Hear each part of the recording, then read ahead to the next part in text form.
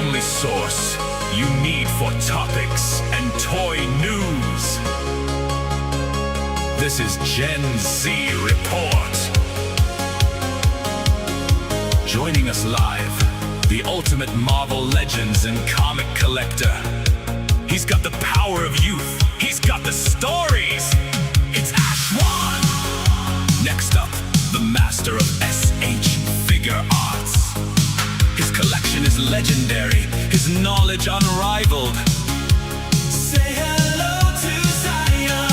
And leading the charge, the one and only, the fearless McFarlane apologist and the agent who never sleeps.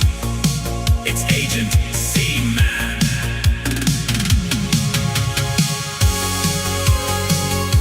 The Gen Z Report.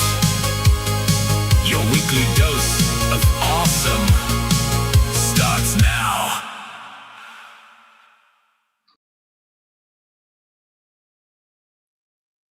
What is up, everyone? Welcome to the Gen Z Report, your weekly host of awesome topics and awesome news. I am your host, or one of your hosts, Agent Z-Man here, reporting live.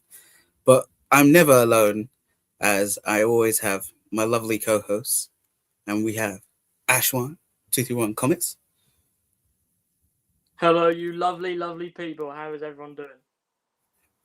Awesome. And of course, we have Zion. Hello, everyone. Hope everybody's doing uncanny. Ooh. And today we have a very special guest, as this whole stream is dedicated to this lovely guest, is none other than ScottyToyz. Hello, guys. How are you? Hey! Yeah, we're good. Scotty, just introduce yourself. Like, what got you into collecting? You know, all the kind of like bio thing, I guess. Like, you're auditioning for being an agent, I guess. His origin.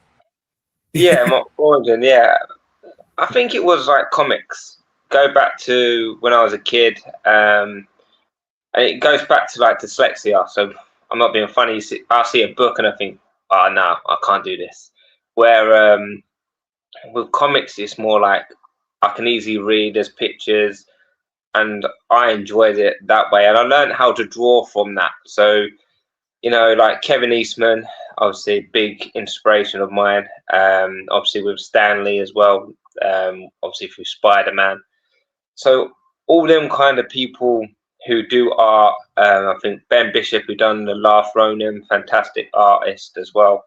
And all them kind of comics helped me like relate to cartoons, etc. And then the figures come with it. I mean, I think the gaming as well. I think I remember having the SNES and the turtle game with the Mirage turtles, and we didn't really get them as kids. We just got the Playmate turtles. What literally didn't have nothing else. But yeah, I that's how I started my journey when I was back in the 80s, in early 90s, and then going through that, just yeah, that's how my journey started. And I think it was about 2019 when I had like a sporting injury.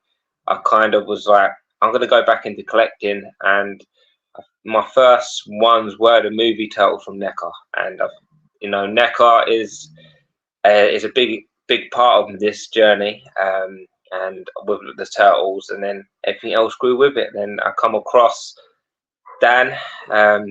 Big shout out to him, just like watching YouTube channels, along with Mad Hatter and Gary Dolan, who's like the TMT Party Wagon, and all them kind of people I got to know, and it helped my collection grow, and that was like the main thing about it all. And now I've probably got so many figures in a box, I still ain't opened any, so I will do one day. I won't promise, but I know there's certain ones I am going to open, but there's certain ones I'm like, do I open them or don't I open them? So, but yeah, that's how my story really started. Awesome. That is a very eventful, you know, origin. I will say, because like yeah, and especially how you say you have, like, I'm looking at your background. I'll give you a little zoom in here. Like, Yeah, you can. Damn. Yeah, obviously I've got the Professor X because you said about pickups, right? I've got Yeah, him. yeah. He's meant to be up there. I've got Spider-Man. He's meant to be down there with the Spider-Man, and I've got the Arch comic line. I'll rearrange my collection, but in my actual room, like when I'm getting a desk and all my art stuff is going to be eventually in there as well, and I'm going to have a big collection going forward as well. So yeah, that room in that spare room, it's just like walking into like a mini Toys R Us, I think, with all the boxes. Rest in peace, Toys R Us. Yeah, rest in peace to us, man. I swear, like they were gonna bring it back, but yeah, like some places did, some places didn't. It's alright. We got like places to go now. Online is king, I guess. Even though we got to support the the independents, and obviously, and like when we go to MCM, that's like the biggest of like, oh yeah, spending all the money there. But yeah. You said about MCM, like you and Ashwan are going to be there for London. Is that correct? Yeah. Yeah, I'm going to be on the Saturday. Zion, I know you're in America, unfortunately. Or if you can, just get a flight over and we'll just pick you up from the airport and you can come with us. I'm going to just swim over. Yeah, just fly over. Just over. Let me just quickly say hello to the chat. We had Virtual Dave 26, our other agent. He's in the field right now, but it says good evening, chaps. Good evening. And we have Justin Collects, who will be live later on with his Justified stream, where he'll be ranking the co-hosts that they've had, or like the guests they had. So make sure you tune into that. But yeah, he says, yo fellas, there we go. And of course, Scotty, you did say, of course, we always do pickups. So Scotty, we'll start here for you first. Okay, right. I'm not going to open this box because it's a pain, like, to put it back in. Cause I just wanted to make sure I had everything in with this figure. So this is the Professor X one. Nice. So it basically, I never had one.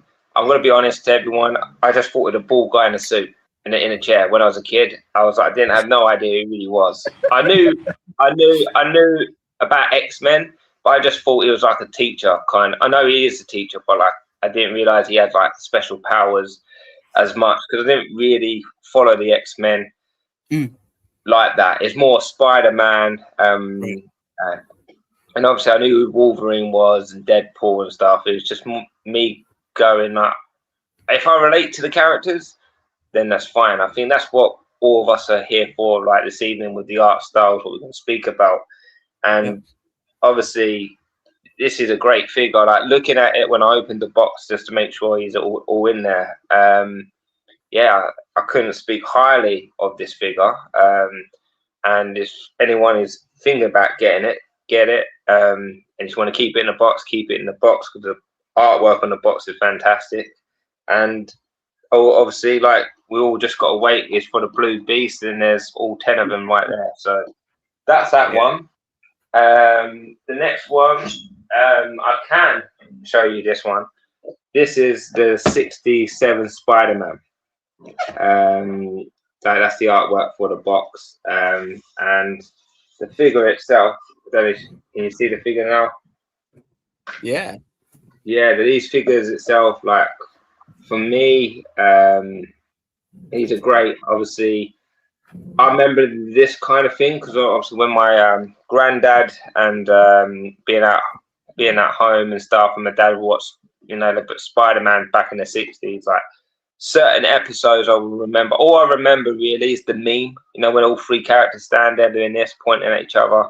But you can flick back through them and it kind of triggers something in my head, and I kind of remember that. So yeah, these figures are quite cool. I think I really got them because one, it's more nostalgic. Obviously, that's the back of the box. It's more nostalgic to, my family as well. Like they said that they used to watch these like cartoons when I was younger, and they used to show us that as well. So, and then I've got another two. Obviously, I'll show you the blue tick. Obviously, you got the blue tick, right? Yes, yes.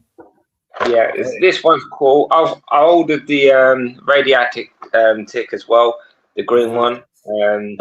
But obviously I've got tick because obviously it's a cool character and I remember it. Watching it with my brother and stuff. So yeah, it's quite cool that Longbox Heroes are actually like doing it as well, like the Big Bad workshop. Them to create this figure is good. Like we spoke about, hopefully they do the mask. The animation of the mask, that would be great. So that's that one. And then my last one, actually no, my last one's down there. I'm gonna have to find it, but this is the Mayfix one of Venom. If you can see it, if I pull it. Blue edition. Yeah, the blue. Yeah, the blue edition from like Mayfix. For me, I wanted to get this one just to go with the Spider-Man because of the Gamerverse. I'll get Psylocke, but I won't collect all of them. Obviously, the money and the price, but Venom is very close to obviously my heart as well. Obviously, watching Spider-Man, I always wanted the black suit Spider-Man, the symbiote. So if they do a black suit Spider-Man symbiote, I probably will get that as well. And let me see if I can find Leatherhead, because I've just literally got everything everywhere. Oh, it's here. And last one, it comes today.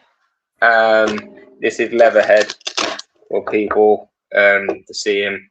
So that's the Leatherhead. Ooh. So yeah, that's pretty much the Archie line completed of the 6 like more sub heroes to it really of the Archie comic. So yeah, so for me this is a great addition to my collection, and yeah, so that's all my pickups, I think. Awesome. Yeah, so yeah. Yeah, and obviously with that Archie the Archie comics line, they didn't do the basic turtles. I know I boldly claimed they did, but obviously they didn't. But like A lot of people wasn't happy with you when you said that. comics line. Oh, was there a delay? I don't know. Yeah, is this the last release for Archie Comics, or is it kind of like a? This is the last one. I think of the Archie comic line. I think this is the last one. What's coming out for this at the moment in time, because of what Mattel's doing. But hopefully, NECA will get the license to come back, and they could start redoing the turtle line again, especially the Archie comic line. Like, I would like to see different characters come out. I know they do it through the toons, but the Archie comic line has that kind of I don't know, they look like they just jump out of the comic. With the toons, right, they look like they jump out of the cartoon, what we all watched growing up. So yeah. Yeah, and like Virtual Dave, he says the Stan Sakai turtles fit in with like the kind of like Archie turtles kind of like display. That's what he's saying. So. Yeah, I can see that. I mean, my Stan ones are down there somewhere. Like, obviously, I've been kind of designing my house with all these figures at the moment. They're everywhere. I just need to put them somewhere and keep them safe, and then yeah, I can then. You guys are gonna be like Jays out the well. Yeah. Yeah. And of course, Virtual Dave was saying needs that tick. Yeah, that tick is. I don't know when Kapow is getting it. I know BBTS has it, so it's in case if you want to pay that a little bit extra, you go for that. But it was easy to come, like like you've got and I've got. It was very easy. Kind of like the wait wasn't too long. And of course, if you want that radioactive tick, get him now before he's sold out. I'm not sure if he's sold out by now, but like a lot of those exclusives, as soon as they got on, they sold out immediately. And I'm still hoping that the Shadow Warg from BBTS's Operation Monster Force is still there by the time I get paid. But I'm just like, it probably won't. You never know. You never. It could be there. When do you get paid? Like in a week's time, isn't it? Everyone gets paid in about a week's time. I think so. Yeah. I don't know. For me, it's 20th, so I've got 5 days. So I'm just like, it's so soon, but I'm like, damn it. I know that my luck is not going to be lucking with me today with that. Just fingers crossed for you. You'll be able to get the figure you want. Yeah, but if not, like, there's I think Kapow will get in stock the season 3 for Operation Monster Force. So I'm like, if I don't get that exclusive, I'll get the like season 3 figures, and I'll be like, that'll be fun. It'll be a consolation prize. But yeah, thank you, Scotty, for your pickups. Now over to Zion. I don't want any pickups, but I can like show more of my rearrangement of my display. Of course. On Legend Liquor, I showed off my Avengers team, but I reposed them in like different poses. Nice. This time I have them like just in like just casual. Yeah. Instead of like a battle pose.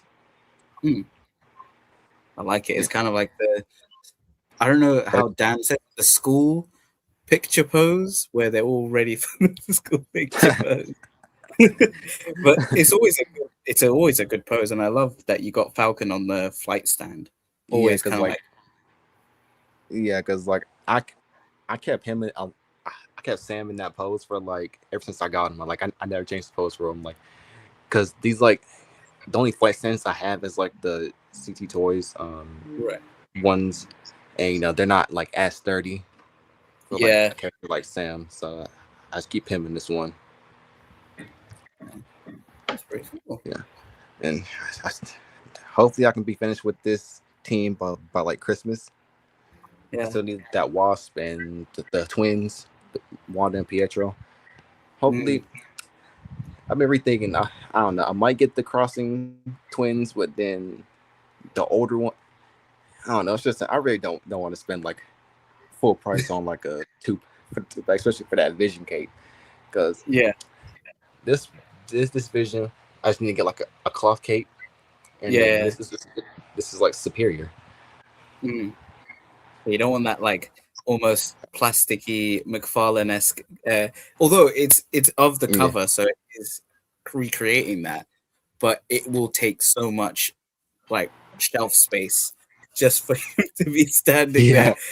Big green. Like, this all I got for the Avengers. Like this all I got for to put my team. So like that cape is just like it's gonna mess everything up.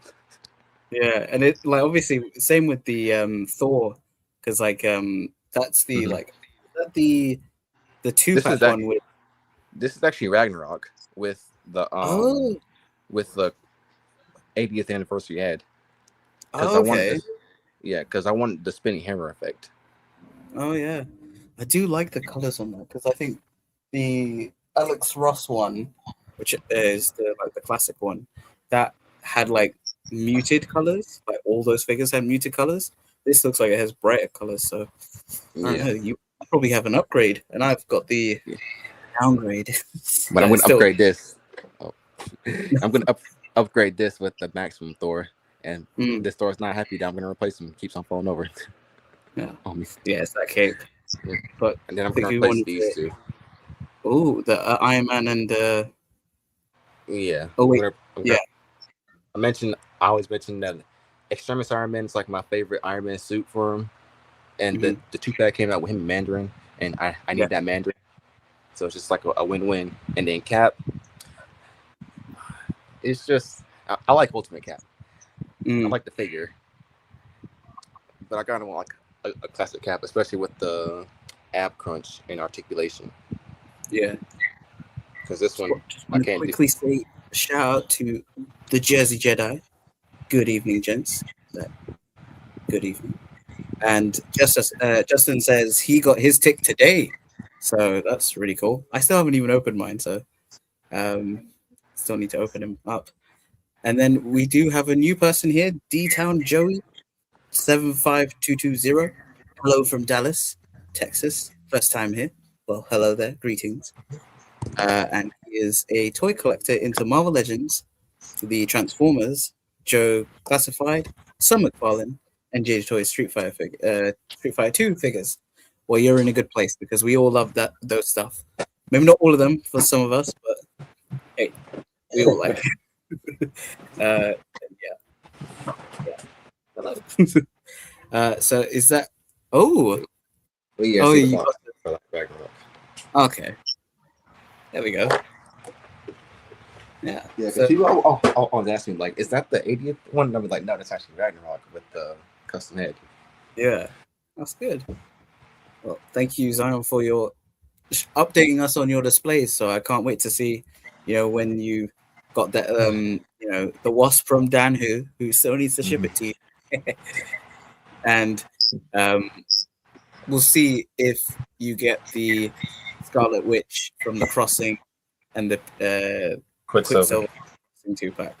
It's like, why they gotta be a separate 2-pack? Yeah, it should have been the siblings, but I guess Yeah. because of the story, they wanted to have separate them, so it's not like like they didn't want to do what they did with the like Family Matters pack, where it was like all three of them. They wanted to give you like Black Widow here and then a Vision here and spread them out. But yeah, thank you, and over to Ashwan. Hello. So no comics this week, just because I posted my video a bit later. So every comic that you want to see that I got this week, which was a hefty amount, go over to my YouTube because like nearly a 40-minute video. So there's a lot of content within that. So please watch that if you can. But something that I didn't show off because of course I got some Marvel Legends this week finally. For the past couple of weeks, I haven't had any figures, so I'm happy to get some stuff. But I know that if in demand import some stuff in. So, and most of these were meant to come out, or one of them was meant to come out at the end of this month, but got pushed back to one of the first weeks of September. But the rest of the stuff was meant to be October. So I'm very happy that I have it this early. But to start it off, I have a certain 2-pack, which is Spider-Man and Lunar Snow from Marvel Rivals. Nice. So very cool. Bit of a shame that you don't get certain accessories of this Spider-Man. You kind of only get like 2 normal fist hands, 1 thwip, 1 open hand, and then other than that, you don't really get anything else. But to have a Marvel Rivals Spider-Man when like he is my main person that I play on the game, it's just cool to have it in figure form. Even though, like I said, the accessories are a bit poo and the articulation's a bit odd, but still cool to have on a Marvel Rivals display. And of course, Luna Snow, especially, very happy because she's a very good healer on the game. And just to have her when we don't have her at all, because people can like fudge her into their comic displays if they want to, even though she's on the taller side. But I don't really know her actual height within comics, but she looks really cool, and happy to add her to the Marvel Rivals display. And the last one to get the other two pack and the other deluxe, but got Marvel Rivals the Punisher. Ooh, now that's a chunky boy. He looks really cool. Oh yeah, that's sick. He's been hitting the gym. Let me say that. If him and Absolute Batman would fight, I don't know who would win out of them two because he's jacked as anything. But yeah, it's just like it's such a cool design, and the main thing that I love about Marvel Rivals. Yeah. Oh no, I was just gonna say like that gives me an idea. Someone could make a custom off that body and do Absolute Batman with that because he's got that proportion of a big boy.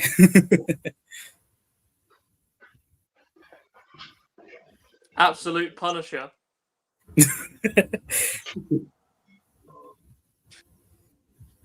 But yeah, I'm very happy with this. The accessories you get with it are pretty good as well. Like you get an alternative head, you get different. Like this is the one that you get the best accessories with, which is kind of funny because it's a 2-pack and you're spending a little bit more, kind of a little bit more than this, and the amount of stuff you get with this, as well as the Moon Knight. Of course, I don't have the Moon Knight or Jeff and Venom 2-pack just yet, but just the fact that you get so much with this figure compared to the Spidey and Lunar Snow is a bit bad, but it's still Marvel Rivals, so I'm going to buy all of it anyways. But to tie that into other stuff, and of course we were talking about certain figures and tie it into X-Men. Of course, I've been mostly buying MCU stuff, more so than comic stuff, just because I've been building up my MCU display a little bit, because I think my comic stuff at the moment is pretty fine where it is. Of course, I may come back to it a little bit later on, but I want to just get some more MCU figures, and also majority of the year is MCU figures, and so adds to my wallet a lot, but it's good stuff coming out. But the main one that I did say that was delayed was the shirtless Wolverine. So I pre-ordered all the Deadpool Wolverine, because I got some other Deadpool Wolverine figures, but I pre-ordered all of them, but In Demand got them in a bit early. This was supposed to come out August 31st. I'm pretty sure, if not earlier or something, but it was in the batch of them figures that was supposed to come in August, but then got delayed all the way to, I think, September 6th, if not that first week in September. And so to get it earlier, imported in when there's not any difference, it's literally just you pay a bit more than you would when you were to like buy it normally, but you get it like a month, like a couple months early. Cause like the Marvel Rival stuff was meant to come out in October, you get it in August, but then you pay like an extra £5 to £10. So I think is justifiable. I know I said the word, but justifiable. So pretty good with that. And then the last ones that I got, of course, they come as a free, but I'll show them off one by one. Of course, I did like pre-order all these three originally, just because even though two of them are just concept art, I just think they looked kind of cool anyways. But of course, got Wolverine put Hot Toys before this figure came out, but looks really cool, and definitely happy to add it to the Deadpool Wolverine display, just to add all the characters there. Of course, got the shirtless Wolverine, and then I might get another Deadpool, and then have that moment, just because even though the MCU figures just how they are, maybe just like in a normal pose, I like to recreate some moments from the film as well. Yeah. So like when I end up getting to No Way Home, I have thought about it already, that I'm gonna buy the 3-pack that came out with all the Spider-Man in it, then buy the single releases and have one of them just stood there normally with unmasked, and then have another one where they're all in their like poses. And so that's an idea for later, but like I just like to recreate some certain moments. Like it's a massive moment for that shirtless Wolverine. Like, try and get another one, and maybe try and see if there's a custom TVA coat. So then maybe try and make that, but I don't know whether they'll actually release it. But I think they're done with this line now because we're leading up to Doomsday. But yeah, cool addition. Would have liked to see it in the film, but very excited to have it on the shelf. And then the next one, and this is one thing that I love about Deadpool figures, and especially this one, is for some reason, like just because of how expressive he is, you get a like shit ton of accessories. So it's a Deadpool, and it's like an X-Force kind of look, concept art, but just the amount of like hands you get, and like you get the gold dualies, and like you just get everything with the figure. And so like it's really good. Of course, if you're wanting to know, I can't remember if any of these are still up in demand, but they are currently like $29.99. So they did go up for pre-order for $25.99. So extra £4 or £5, but you get them months in advance, which would have been October. So personally, I think it's worth it. And this one looks kind of cool. It's a bit odd with a little like the Y kind of belt buckle cut thing, but it's just cool to have an X-Force outfit. Whether he'll actually wear it. Yeah. You are? No, I was saying it is a comic like thing where he had this kind of like Y kind of like belt sort of attachment. But I think it actually is from the comic figures that they've just put on this figure, and it looks definitely odd, but I think because it's concept art, it kind of works. So yeah.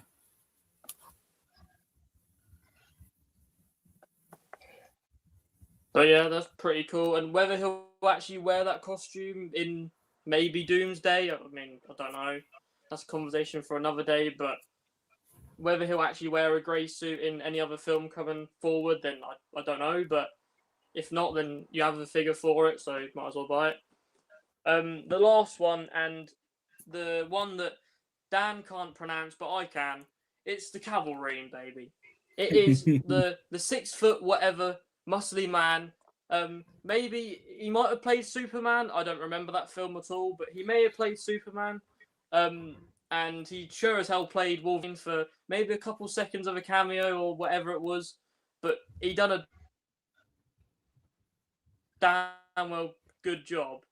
And whether we'll see him back as Wolverine again, Wolverine as tall as Henry Cavill is odd as it is, but like there's just the likeness on the figure, and like the two head sculpts, like the neutral face looks pretty good. That face, like it's more like I don't really know how to explain it because he looks angry, but he also just looks like a little sad puppy dog.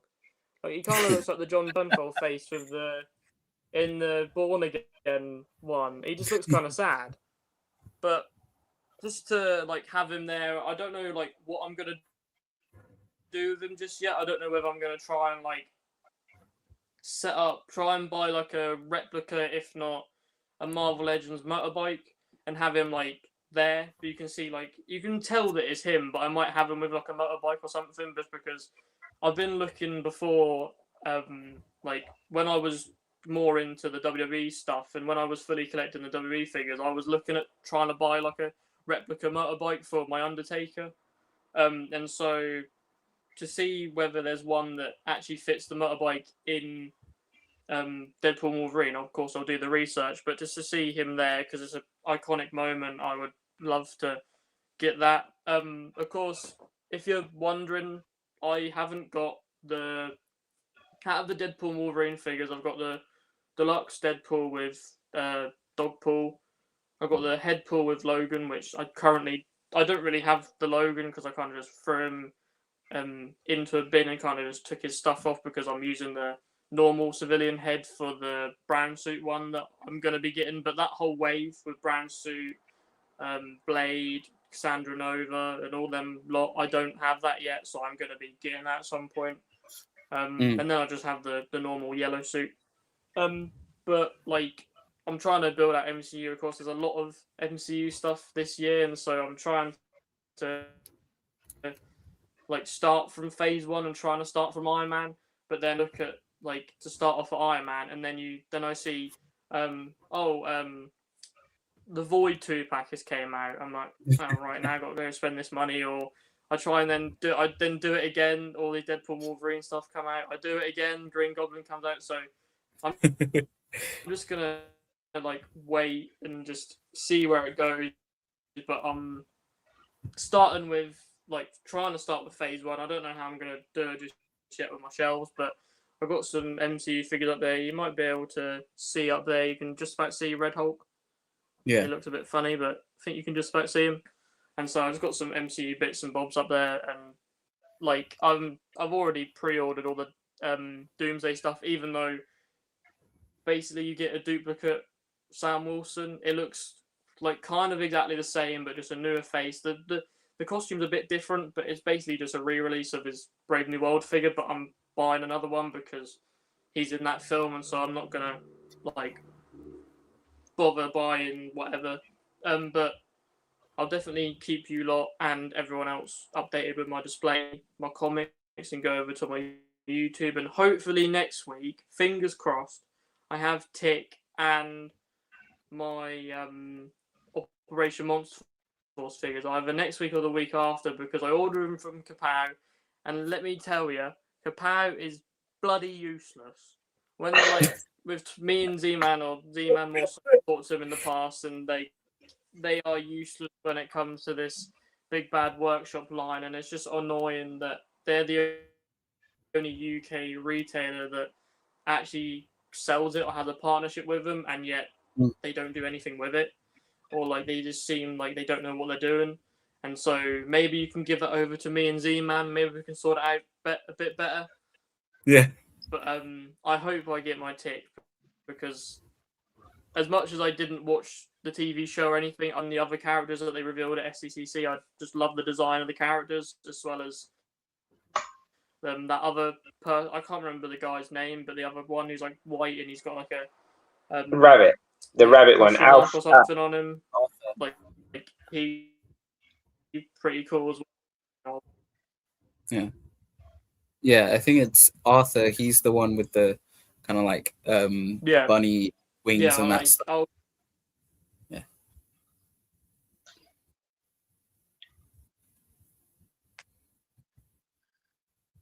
Yeah. Yeah, I'll get into all of them, of course. With a Capone, like I ordered Chatsworth and got him pretty quickly, but he was in stock. But then everything else I pre-ordered.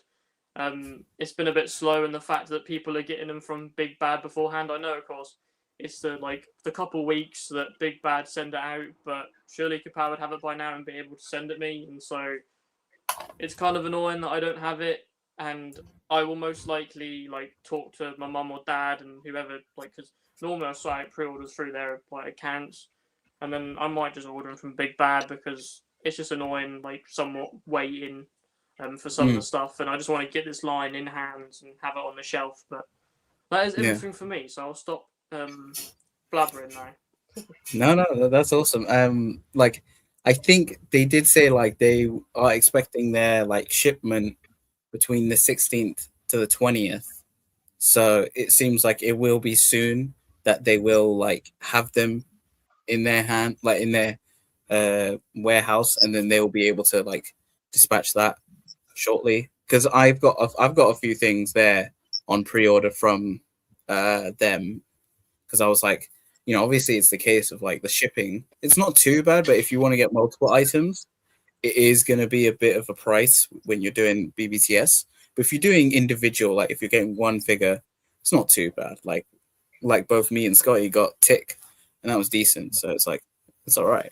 But Zion, is Ashwan gonna get the radioactive tick, or did he say he's gonna get that one as well?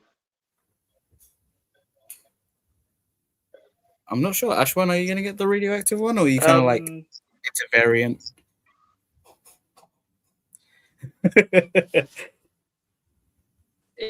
If I can, then yes.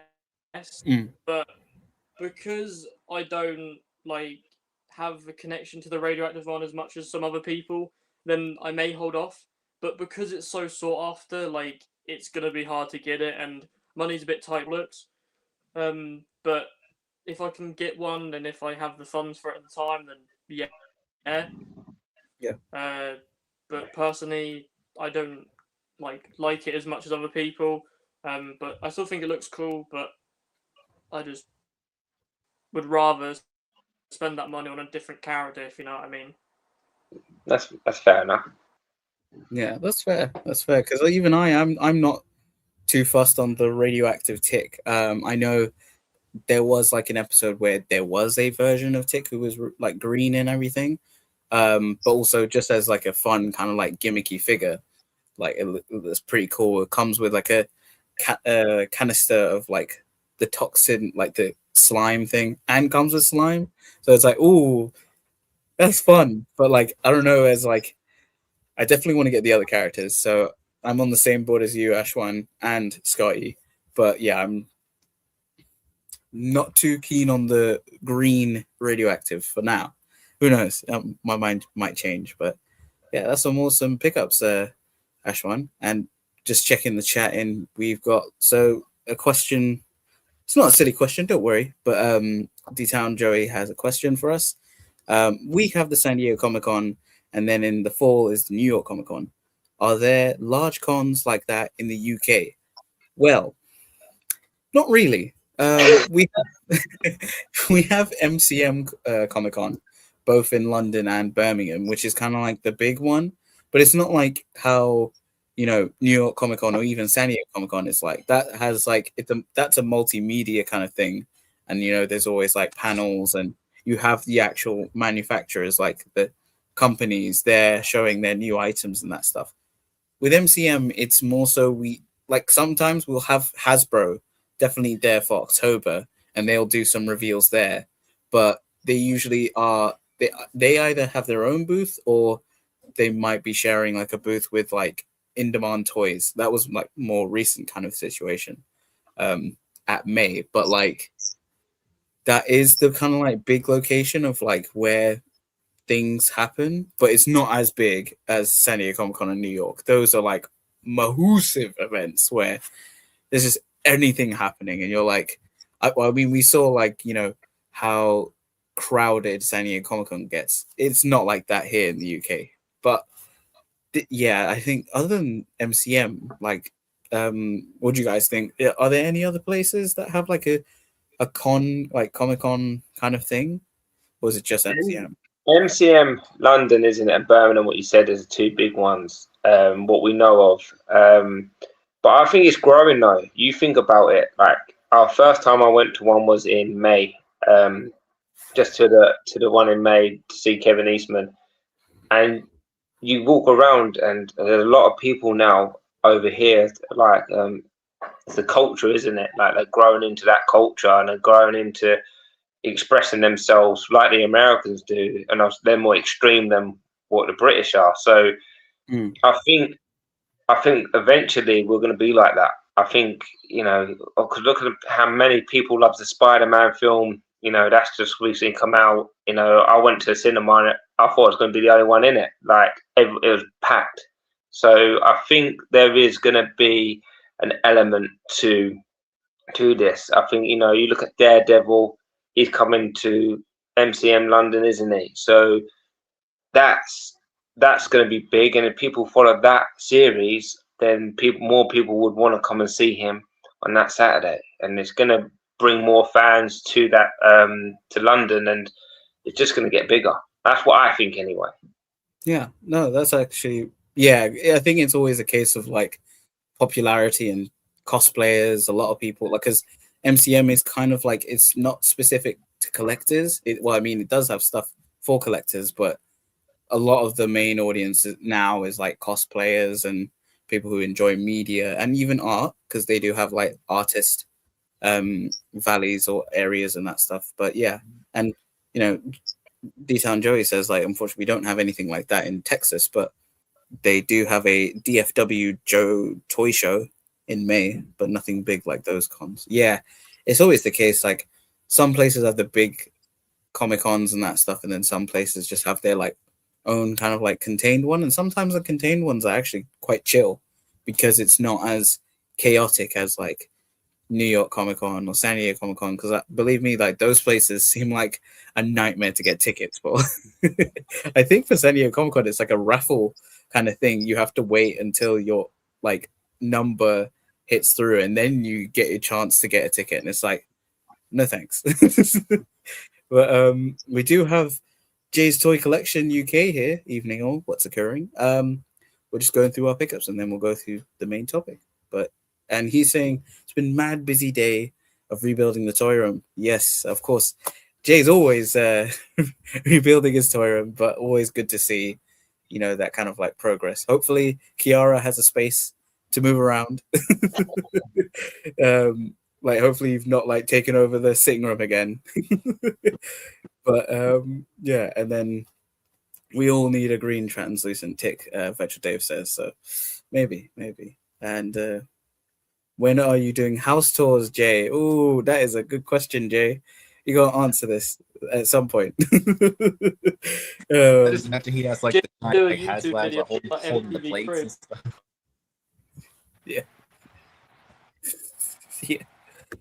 And Joey says, what's cool about Dallas / Fort Worth Joe show was Bobby Valor was there, and so was Mythic Legions. Love the Valorverse toys. Picked up my first ones there. Oh, nice.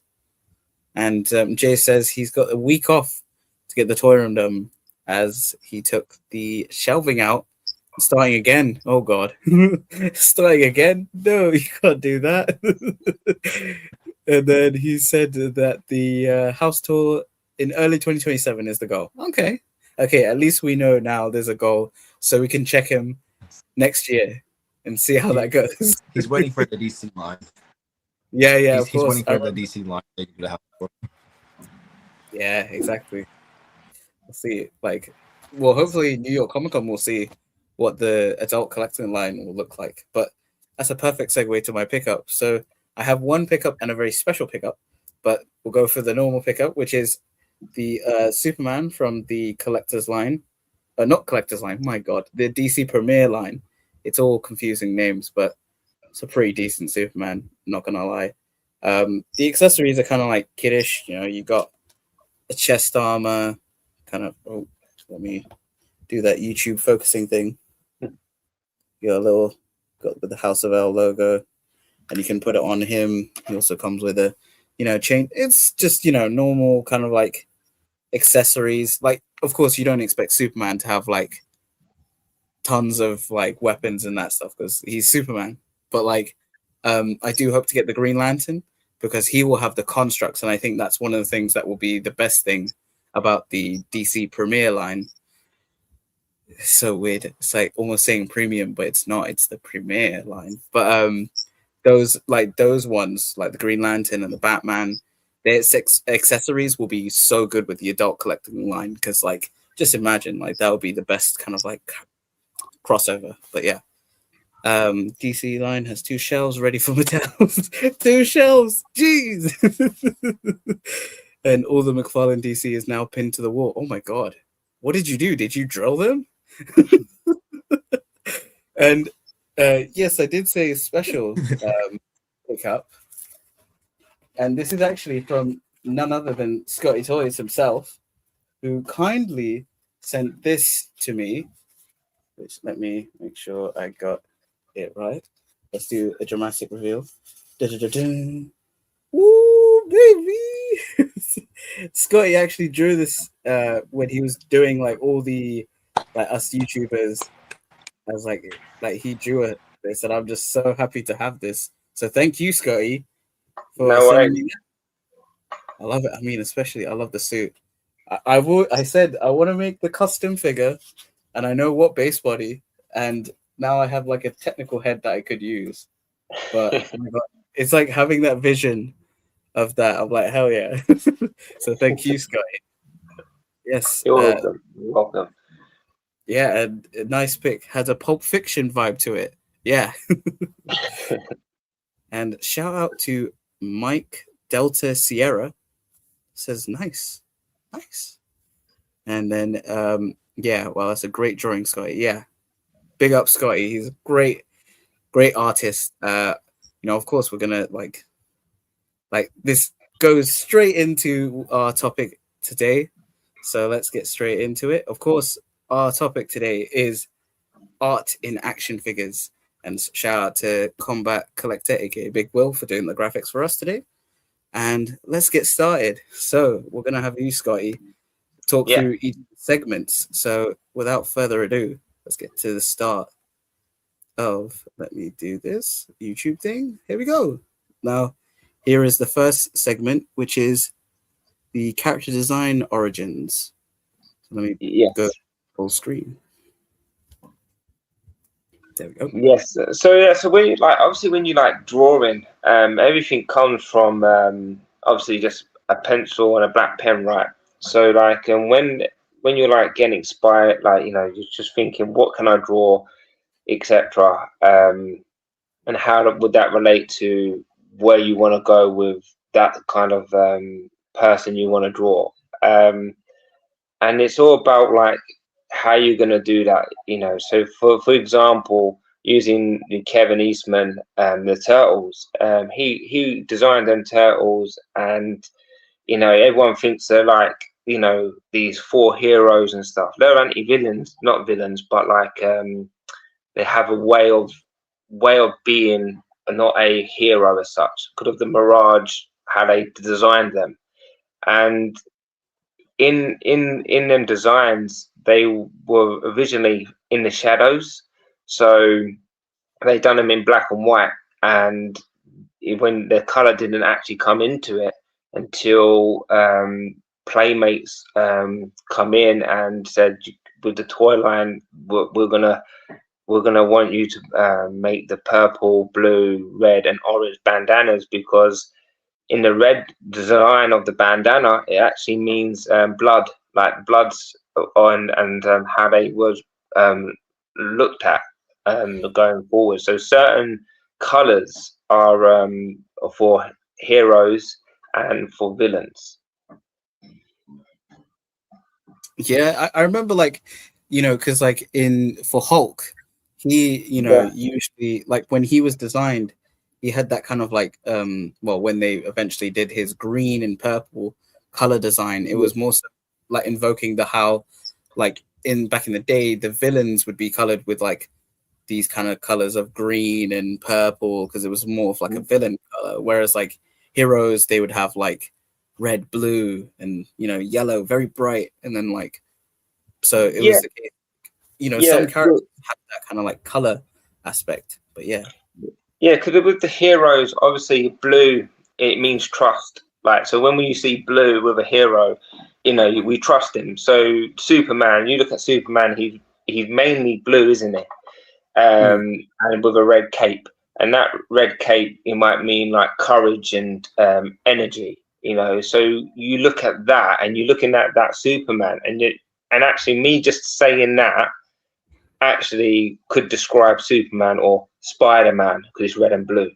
It's that way of looking at these things. Like, if you have gold in, it's like it means, it could be meaning hope, and that's something, you know, that's a color where you're like, okay, that means hope, you know, because there's a lot of, when you're seeing and drawing and colors what come to life to these characters, you've got to look at how that character is and how is that made to be like justified to that person, you know. And you've got like bright greens, it's like it means like life or growth, you know. So like, if you look at Hulk, in going back to Hulk, you know, he was originally grey, but could have Stanley in the print, they didn't really combine the colour, so they just went, oh, we're just making green. And certain greens, if it was more like I would say like a toxic green, he would be more of a villain. But because he's more of a life green, and you can relate to it, like how the turtles are, he comes across as he's still a hero. It doesn't, this color scheme is a little bit different. It's the different types of green what will relate to them characters. Yeah, and like Andrew was saying, like, and there's the Daredevil connection with Turtles, of like the design aspect of, like, you know, you think of the Foot Clan, and like their inspiration was pretty much the hand, and like that concept of like, instead of it being the hand, they changed it to a foot, because it was like, yeah, it's still the same body type, like, you know, it's a body part, but it's funnier because it's like the hand is this, but your foot is almost a hand, but it's like, it's different. They just switched it around, didn't they? Like when I was lucky to have like a brief chat with Kevin Eastman, and Tanner did as well, and when I was there, I just asked the question. He said, basically, we robbed the idea from Daredevil, and that was it. He was obsessed with Daredevil, and he obviously they come up with the story of the turtles, and I'm not going to bore people with that. If people can like watch YouTube videos of him and him talking through it, but even that part, him to say to me that, like, yeah, we basically, you know, use the Daredevil template to make the Teenage Mutant Ninja Turtles, because when that canister hit Daredevil in the face and made him go blind, they made a canister, actually, what if a canister went down the road and then it got to the sewers, kid come along, dropped 4 turtles down a drain, and that's how the turtles were born. So it's kind of interesting. how like you can use different stories to create your own version of a hero or a villain. Like, we all can do it. We all can make something and go, all right, if we put our minds to it. Like, for example, Agent Z-Man or Agent Z, and you design an agent and you got the idea for him already, and you know, is he an anti-villain, is he a hero? You decide. Do you know what I mean? And that's something where we all can sit here and go, what would you be? And you know, you can just start drawing different people and in different worlds, like I did. I think what I did for Ashwan, I done a drawing of him, and I made him like a Loki, not because I think that's his favorite character or anything. It's because he's got so many involvements in different comics, and it is like what Loki actually did. He would timeline himself to different comics, different eras, and it goes to show that, you know, what Ashwan character could actually be. You know, he's got a knowledge of so many different comics, what, you know, I don't really have much knowledge of, from the Turtles and the Mirage, the you know, the Archie comics, you know, the Last Ronins. You know, with him, he has completely different levels of Batman, Spider-Man, X-Men, you name it. He's got so many different comics, and that's where you can go, oh, okay, what comic character would I be, or you want to design, and that's how it comes across. Yeah, it's always the thing of, like, you know, when you see someone like at the concept stage of like their design, it's always like clever, like how on the screen here we have Cable, or Yes. the character that would become Cable, and obviously, you know, Rob Liefeld, the creator of Cable, he was going through these designs, and it's so like crazy to see like what could have been, and like the kind of like his notes, because one of the things I'd love to see is like from Bruce Timm, aka the artist of like Batman animated series, when he was going through like the different designs for Batman, like, oh, the ears of like, oh, do we go long ears, do we go short ears, you know, the Bat logo, and like you can see how he initially wanted it to what we see it now from Cape Crusader, how he went for the classic look because that's what he wanted to do for that, but for the animated series he went for the more diluted, like not diluted but more modern at that time style of Batman, but still giving that kind of style. But like as you can see here, like from here, you know, of course Rob Liefeld with the pouches, but it wasn't as crazy. And then like the implementation of like the like cyber arm, or like the metal arm and that stuff. Then you got the red design here. Like imagine Cable look like that. It would have been cool because it's kind of similar to a character he would do later on, or a character that's like we did see in '97. I can't remember his name, but he had like black hair. He was part of like the Weapon X episode, and like he had the kind of like similar, like, you know, cyber arm and the red kind of thing. And then like you see here, this design very much evokes like Strife, which I don't know if he was like kind of like, oh, I'll use this for later on when he implements the character of Strife, who we know is the clone of Cable, but like kind of done through that Mr. Sinister / Apocalypse mentorship kind of thing. And then like it's crazy to see when character designs, where they start from to where they actually lead up to, because you always think of like how did they get to that point? Like from point 0 to point like A, or like, you know, whatever, kind of like that transition. And it goes back to what that character is going to be. Like everyone, you know, if you look in your displays right now, you know, if you, for example, I know you got, I don't know if you have a Doom with you or not, but if you put Doom and Superman together, they will go because of the colors, you know, green, look at the dark green, etc. And you put a Superman next to him, or you could use a Spider-Man, and you can see who's the villain and who's the hero.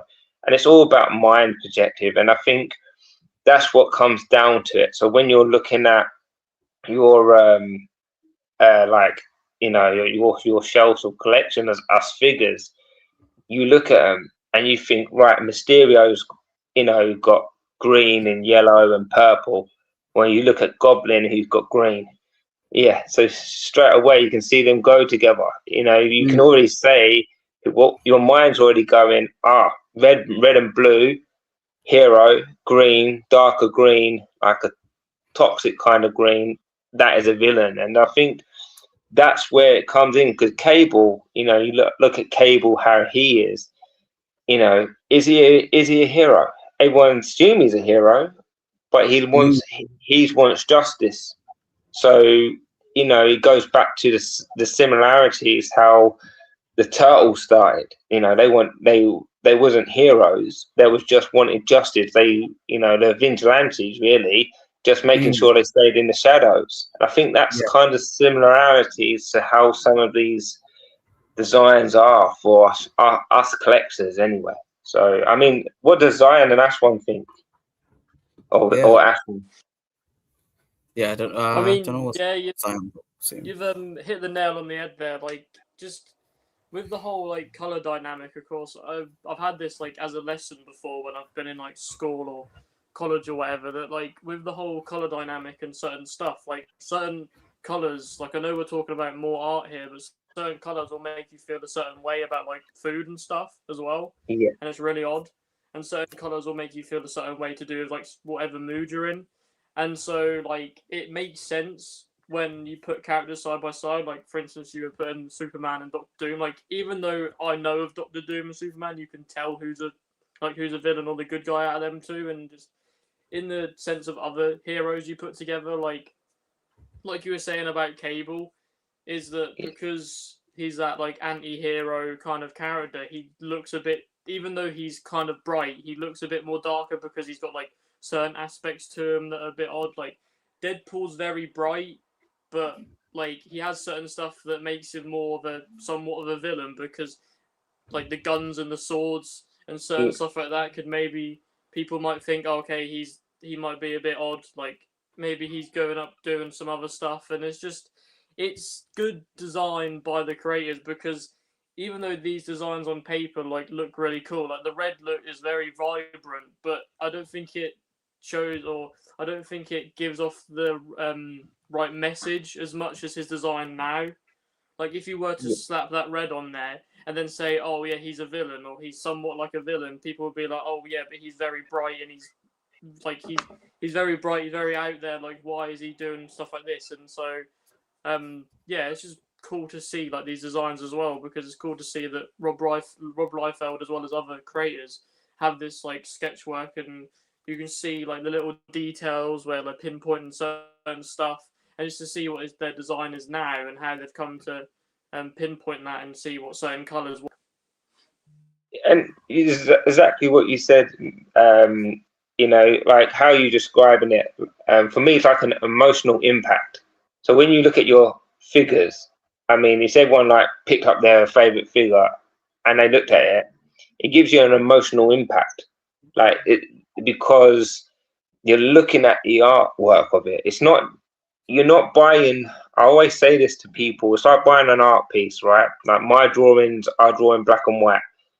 You know, it comes from how I keep mentioning him, but Kevin Eastman, the idea of just drawing in black and white as cartoons and just thinking it comes from that. You know, it's got that pop art culture to me. Like, you know, I can draw like that. It makes it easier, but with the Mirage looking way, and you think about how that emulates to what your figures are. That's why I like the black and white figures so much, because it emulates to how I think. Well, before I put any color on this, I have now that black and white vision in front of me, and that's the figure what we're going to be working with. And what do you want that figure to be? That's when you choose the colors. You know, like, you know, I'll just look down on my floor. I've got what do you call it? The lizard. You know, from the animated show. he's green. He's a completely different green to what we know. He's got purple bottoms on. Yes, he's got a white lab jacket, but has to give it a little bit of finesse to it as much, and to show that actually that character is okay. He has turned from a human into a villain because of the backstory, and I think that's what people, when I'm looking at the figures, well, in my opinion, when I buy something, I don't just buy it because everyone else is buying it. I have to actually kind of like really like it. Like, it has to be the artist who's behind it. And, that's for me is the main thing. It's what everyone should think, like, why do you want this figure? And that figure is because it's making you feel something for it. Let's talk about a tick for the second. We had this conversation, Zion, and we basically were like talking about it, and it's got that animation look from what we saw from the millennium years for me, like late 90s when I remember it. And for me, that for me looks like it's just come off the comic. It makes me feel a connection to it. The blue's fantastic, and then when that green radioactive one come out, it's like a luminous green, and it's like I think the figures and the artist who's done it are fantastic. I go back to saying what I said about NECA. I think NECA is probably one of the best, or if the best in the business for making things the way they have because of the art they can create from it, making it look like they jump out from the comic. And for me, these companies, we all see different companies batting it out. Who does it better? Who does this better? Hasbro, they do a fantastic job of the Marvel line. As in, when I say this, I'm talking about the animation side of it, like animation Spider-Man, your X-Men, what's just coming out. That's their bread and butter, and then you've got the Legends lines, and they do fantastic work on that. But there's some things where you're like, well, that's not what you're showing on the screen of the movie, or it's got kind of different look to it. That's where the downfall comes from me when you buy them figures, because they're not matched what your eye is seeing. So, I think it was the Doctor Doom. I don't know if someone said he's got black bottoms on or whatnot. I can't remember. But his Doctor Doom has completely different bottoms in the trailer and stuff. And people will be like so quick to go, I'm going to buy it because they get that FOMO. But actually look at what you're buying, because you want to feel happy with it. You don't want to feel like you want something where, I'm going to get it because everyone else will getting it. Feel happy. If you're happy with the figure you got or the certain figures in your collection, then you're winning. And you're supporting an artist, which is, they're getting paid for the license, obviously, for that. But what everyone's doing, and they're doing a great job. That's how I look at it. Yeah. And Zion, like you were talking, like when we think about like designs and that stuff, we wanted to ask you what kind of draws your view of when you're looking at like these characters, of like how they started off. Like, what was that like for you? I was like looking at like concepts, because it's just like you see like the artist's like vision of like what it could have been, or what they were thinking. And like, for example, like I always like on like the DVD bonus sets for like Toy Story and Toy Story 2, I would just like always like watch like the concept arts of like the characters and the locations, and like to see like how they started off. Because like Woody was just like a ventriloquist doll.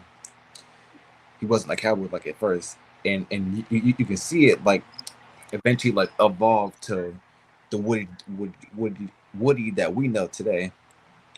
And with and like stuff like that, it's always been like intriguing to me, to see like the artist's mind of like what they thought and what we got now, and stuff that they can use later on for like other characters too, Yeah. and for like future installments or like future like anything they can like use that was like deleted from the original to the future.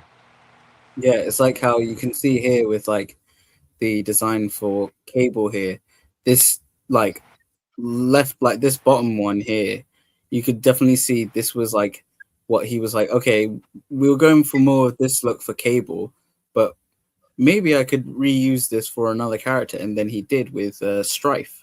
Like it's like that similar kind of like armor clad look.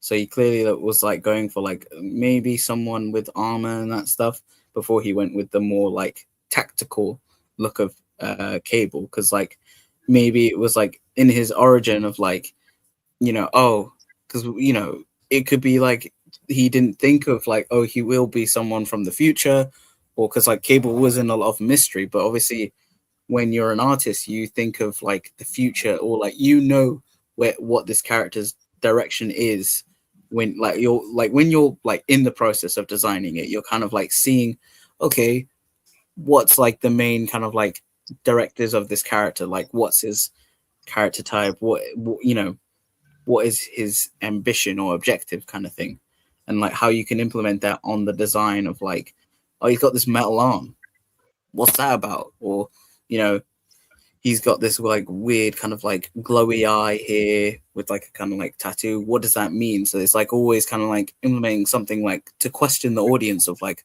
where did he get this?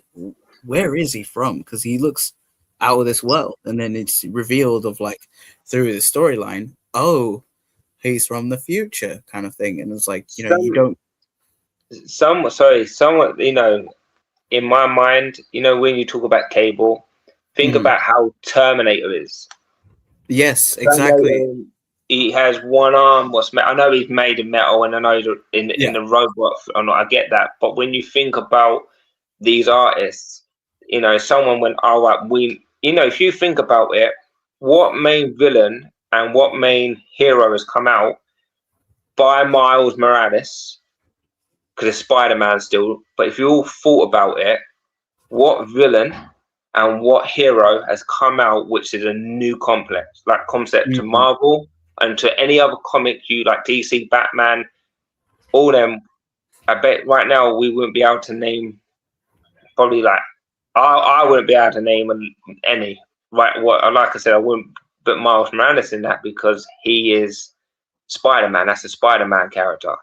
But if you actually all thought about it, where's the next one? Yeah, the like more original kind of type of characters, like, you know, you'd see it in like some places where like Image Comics or, you know, like Dark Horse with like characters like Hellboy and that stuff. But like nowadays, because those were like at the peak of the time of like making up. I mean, there's still people like getting into the comic industry and making new characters. Like there's the Radiant Black or the Radiant Universe.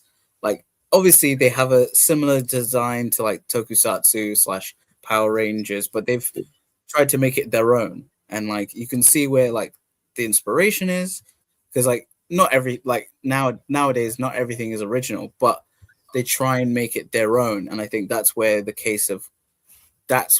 you can tell a difference between like a really good artist who kind of like ups the kind of like, okay, he has a similar archetype to so and so, but what makes him different in design and both like in character like output? Because like you think of like Invincible as well, because like you think of him like on paper, or like when you read his description before you look at his look, you're like, oh, it's very similar to like a Spider-Man or, you know, a youthful superhero like, I don't know, Nightwing or whatnot. But then when you look at his look, it's like, ooh, this is different. Like, you know, it's not as like, it's not like a copy of those characters he is inspired by, but he has his own look to make him like, nowadays we all know Invincible of his, you know, yellow and blue look, or, you know, that kind of look. That's his, like that's what you see in your like mind of like his aspect kind of thing. You know, like, we all sit here, and that's where it's intriguing. Like when we all think about like the art, all the comics, what we read. I mean, Ashwan is he reads a lot of comics and more than what I do, and probably more than what we all do as much. And is there any villains or heroes that hasn't been said that we know of, or you feel that they will be bringing to like the MCU or to DC or anything like Ashwan? Like MCU, there's a lot, Yeah. but that's more so because like they've had this plan, or they kind of have like went off the plan a little bit just because they didn't know what to do after Endgame and Infinity War. But because they had this like really long plan, they didn't really implement like certain villains that they maybe could have done. But like it's just with the certain ones that I mean, I'm happy that the most recent D23 reveals, just because growing up and watching the Fox X-Men films, to now have the X-Men in, I just feel like some of the best villains in Marvel come out of the X-Men like rogues gallery, if not like the whole X-Men like to say like brand. And so like to have that become part of the MCU, and even for the DCU like or DCEU or no DCU, like just to have like certain villains like one for example that I know that he was kind of just fudged in there, but Lobo in Supergirl, I didn't know like anything really about Lobo. I just feel like his design looks wicked, and yet like he's in that film, and like certain things that with the DCU going forward, like they're doing, even though their kind of plan is a bit more wavy than the MCU's, like they're apparently there might be like a Gorilla Grodd thing, and there's just like with the MCU and DCU to come with certain villains, it's just a case of like one, will they actually do them, and two, will they do them justice? Because sometimes they have done it where they've done certain villains, but it hasn't gone the way that people would want to, and also the main trope that like they tend to do, like even in the DCU at some like sometimes, or just DC films in general, it's a major trope of films that the villains tend to like die at the end of the film. They don't tend to stay in that film and then continue on for maybe another one, or like they come back a bit later. It's normally a major trope of the early MCU films, and to be honest, most MCU films that the villains just know more afterwards, and it's Yeah. just kind of annoying because to go to the comic thing, like I've been reading, or I'm very caught up with Amazing Spider-Man, and just to have like in the first couple issues, like he's fighting normal villains, and then something happens halfway through, but then like the villains don't die off or anything. Like in the most recent issues, he's fighting Vulture and Electro again. Like he's fighting them like he would anyways, because a day for Spider-Man is not a very good day, and so like he should have this rogues gallery like always a part of his life. Like they shouldn't, like in the MCU, they shouldn't just like, oh, one film like Disappear for or instance die. Far From Home, like Mysterio, then Mysterio's just now disappeared or apparently dead, and so like it's kind of annoying that is the case with the MCU. But I hope they do maybe change it going into this X-Men film. Yeah. No, it's always the case, like, bringing back to like character designs, with the MCU, they always try and do their own spin on it, and like certain characters get their very like, it's very hit or miss. It's always a case of like anything trying to evolve what has already been done, or trying to use things in inspiration. It's always like going back to the source material, what they did first, and seeing how you can implement something new that still sticks to the original. And like some movie designs, they go well, some don't. Like, there's so many things we can talk about, like movie designs, but that's a different topic. But like obviously it's like it's important where these characters start from, which is like their origin, where that went. But before we get to the next slide, Joey did ask, are you guys into toy photography? Do you post your images on Instagram? So both me and Zion have our Instagrams where we like I do some photography. Zion does some posing with his action figures and does some photography for that. So if you want to check those, there's that. And even with that, like we're talking about design and that stuff, you know, you always want to kind of like see, I don't know how that works. But then Jay also says that's why he loves Mondo. It's like animated cell art in 3D plastic form, which, you know, goes to the whole character design. And that's definitely another slide of like how representing a different art, which we'll talk about. And here's a good thing of like, well, this is a good point. My Joey's issue with Todd McFarlane, the art on the back of the packaging, say for example, Superman, the toy doesn't always look exactly like the image on the back. And with his toy line, I think that's frustrating. Like I do see like what you mean, like say for example, there's one of the things with McFarlane, they have the character cards and they show where that figure comes from, or like usually it's the case with McFarlane, it's like a random piece of art being like, oh, Superman from Action Comics, blah, blah, blah. But the figure doesn't really showcase that. And like, you know how you were saying, like NECA is the other side where they go straight to the source material of like how the art should look like and how the figure should look like and how it should be like a combined kind of like partnership of like they should look the same. And like how Jay was saying, Mondo with their kind of animated figures, like the animated series stuff, the Ghostbuster stuff, it's representing a certain art. Mondo does a great job. Obviously, you just mentioned Ghostbusters, and you know, I've seen the Blue Beast from Dan, what he showed off, what he absolutely loves. You know, and you got. I look at that and I just think that's great because if you ask them honestly why are they buying it, it's because of the art. It's not about the articulation.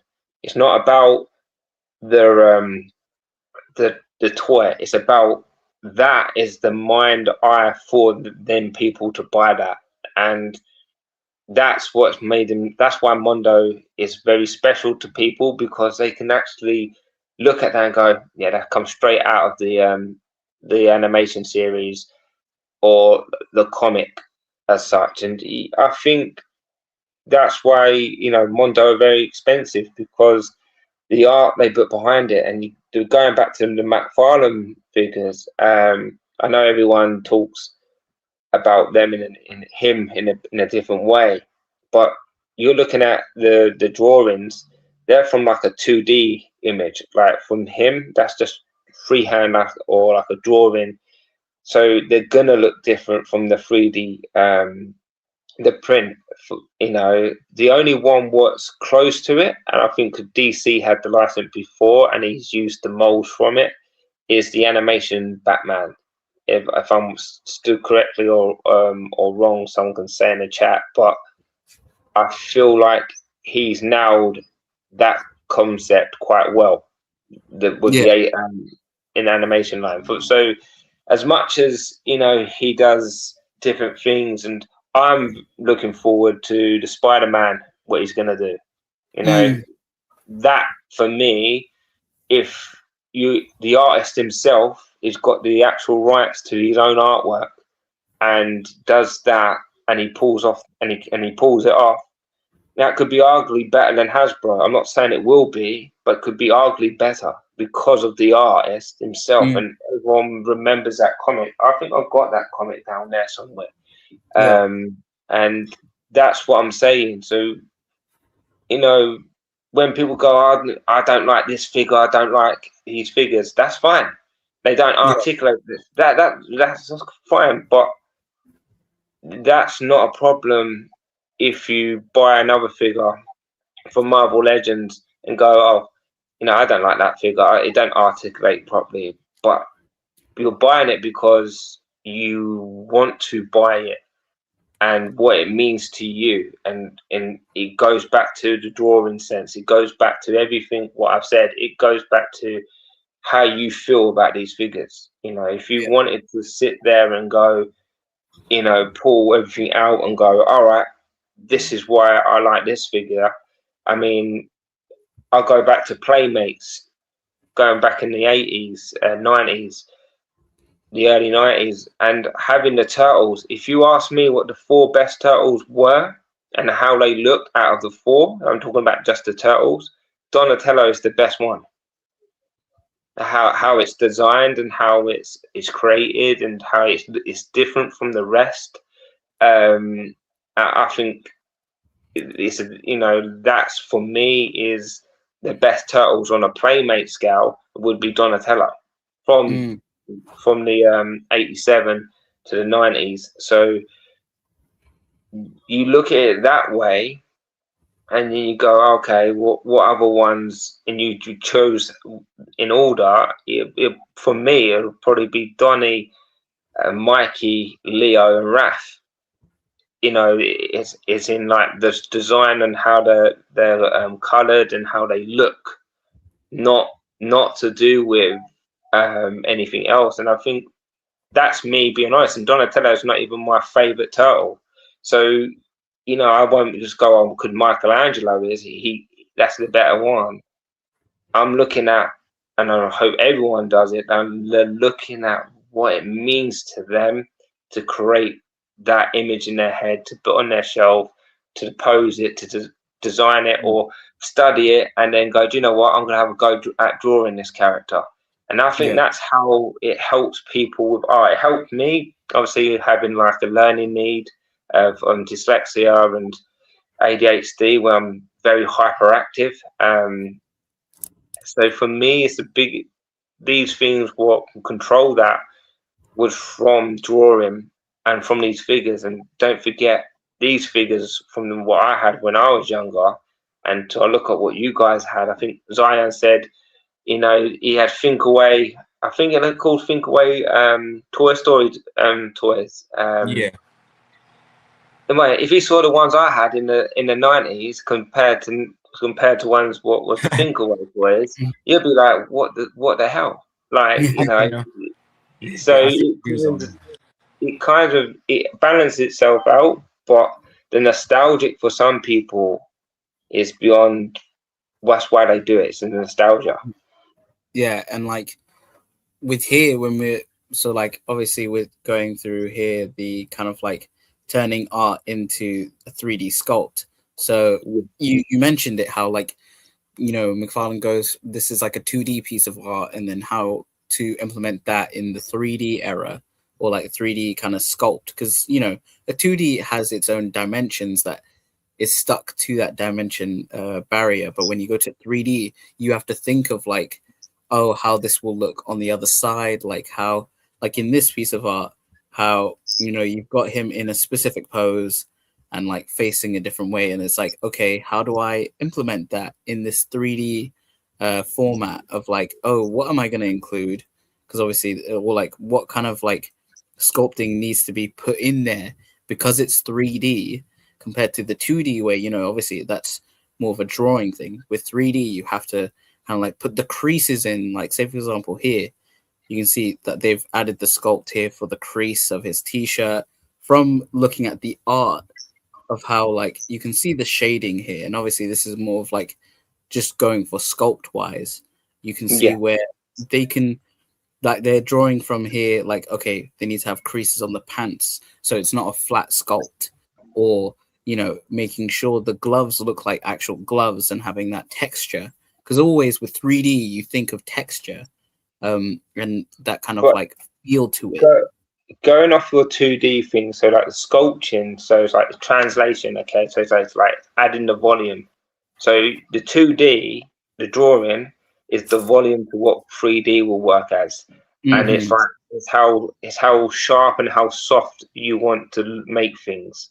And I think that's the idea. So when you're looking at Cable, it's he's got loads of guns and stuff. It's making that, let's talk about his gun for a second. That's very easy to do for someone to make it into 3D from a 2D, because all they're doing is, I'm going to sketch the gun, I'm going to make it a 3D, and they put it in a little file. And then obviously I'm not a toy maker or anything. I'm only talking from my experience of drawing, and then they put it in, and they just iron it all out, and then it comes with the gun. It comes into a plastic 3D form, and that's when you go back to the coloring of, okay, so what color do we make the gun? You know, and then they spray it silver or like a metallic gray or whatnot to make it, but it's the volume what comes from it, and that's what it's the drawings basically what helps it. So like, you know, for example, if you look at his muscles texture, so they exaggerated that. So, you know, if you look at the 2D drawing first, you look at the 2D drawing and then look at the 3D drawing. Can you see the exaggeration they done? You can see the muscles, you can see how the sculpt is, you can see the curves, you can see the lines. So the 3D is the product going, right, can this now make sure from that 2D animation go into this 3D animation, like the figure form, and does it meet that mind's eye of that character? And if it does, then that's when it becomes easier for these toy makers to go, well, we've got this now, we've got him.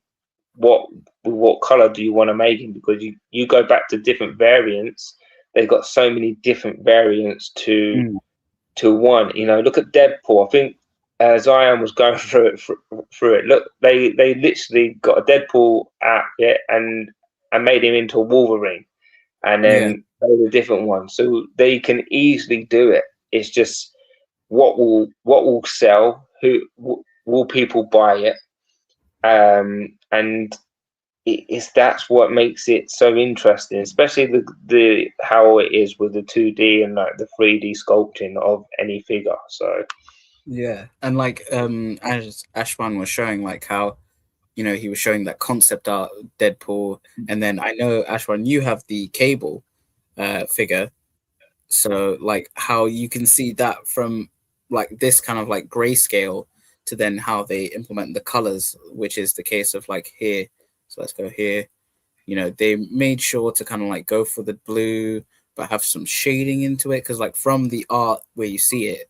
So there you go. And then like when we go here to the actual art, you can see where the shading is. And then obviously having to put that in the sculpt there's more curvature, there's more kind of like, you know, angles that they have to think of like, oh, where will the shading show in the 3D sculpt, and like it's always important.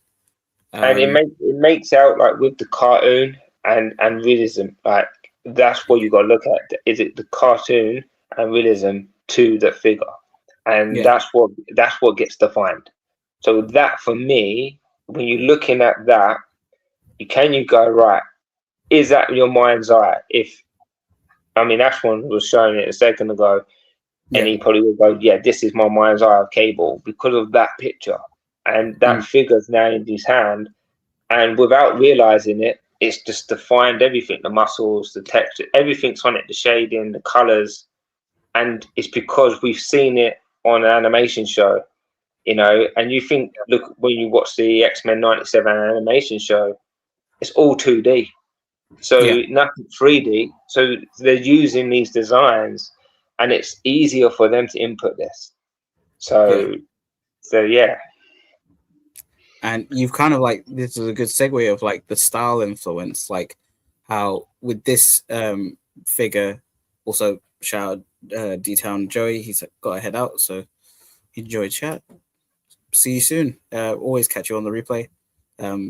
Catch us on the replay, so make sure you do that.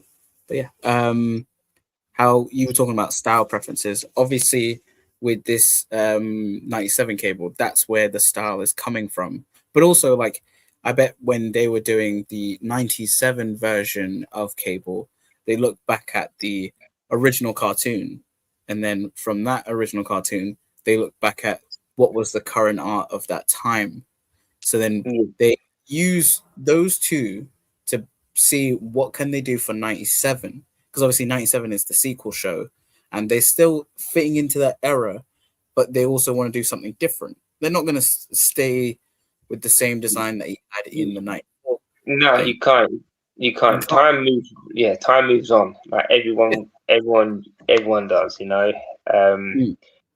And that's the thing. You know, with if you stayed in the same style, it would never work. You know, if you look at, I don't know if you have got a drawing of the X-Men in the 90s and then X-Men 97, or they're the same style of how it is in 2D, but they are completely different. How the drawings, it feels like the lines are more darker around the characters.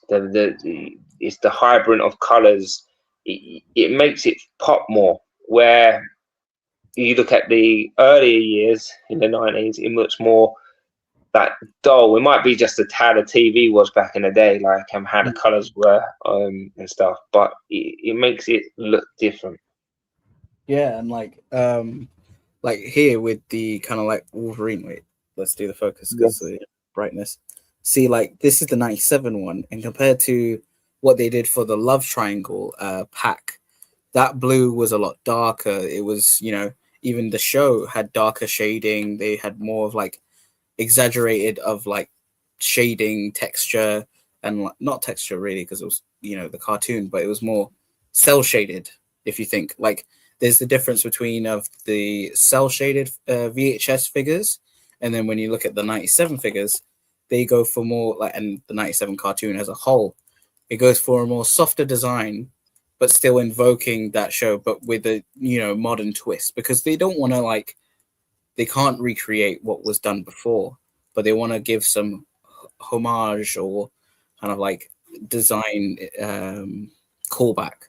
It's like this Wolverine of the tiger stripe, so it's like shading over and versus flat colors. So like if it's more shading, it makes it like in a different angle how they look. I think McFarlane tried to do it with the Batman animation in the first series.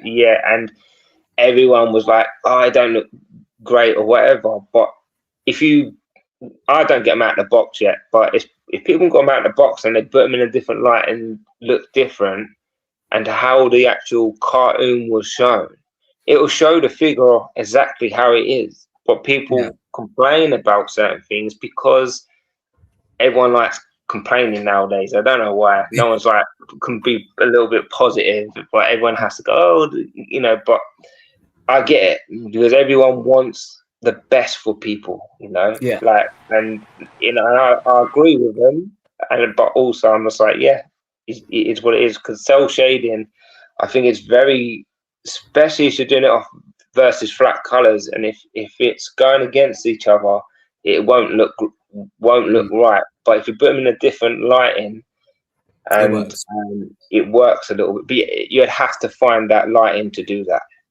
Yeah. Shout out to Kiara and her sister. Jay said they just returned from home. So yeah, surprise shout out to Kiara and her sister. There you go. But yeah, like you were saying, the difference of like cell shaded, sometimes it works, sometimes it doesn't, but it's always the different angles and that how that kind of like proceeds of like your vision, because your eye always catches like the kind of like how it works of shading and that stuff. But with X-Men 97 they have it, and I know and X-Men 4 Batman animation had it. I think that's why people are trying to mirror that effect when it comes to figures. They want to try it, because if you don't try it, you don't know. But when they put it on them figures and people go, well, why have they done it like that? It's because of it's how it looks on the animation show, or how it looks on the 2D print straight away. I mean, Zion's got Daredevil. You know, that hasn't got cell shading, but that's you know, I don't know if it's a gloss finish or a matted finish. I don't know. So you know, then what's better, matte? You know, again, what's better? Is it better with a matte, or is it better when someone had a gloss one? I don't know. I like it better as a matte finish for this Daredevil, because like you can see, like right there, it's kind of like not like glossy. Yeah, throughout the whole and it fits the figure very well. Yeah. Yeah, exactly. And like this goes straight into like color theory. We kind of talked about Yeah, how the whole what goes for a hero and what kind of like goes for a villain, and like especially with here we're talking about this Cable figure.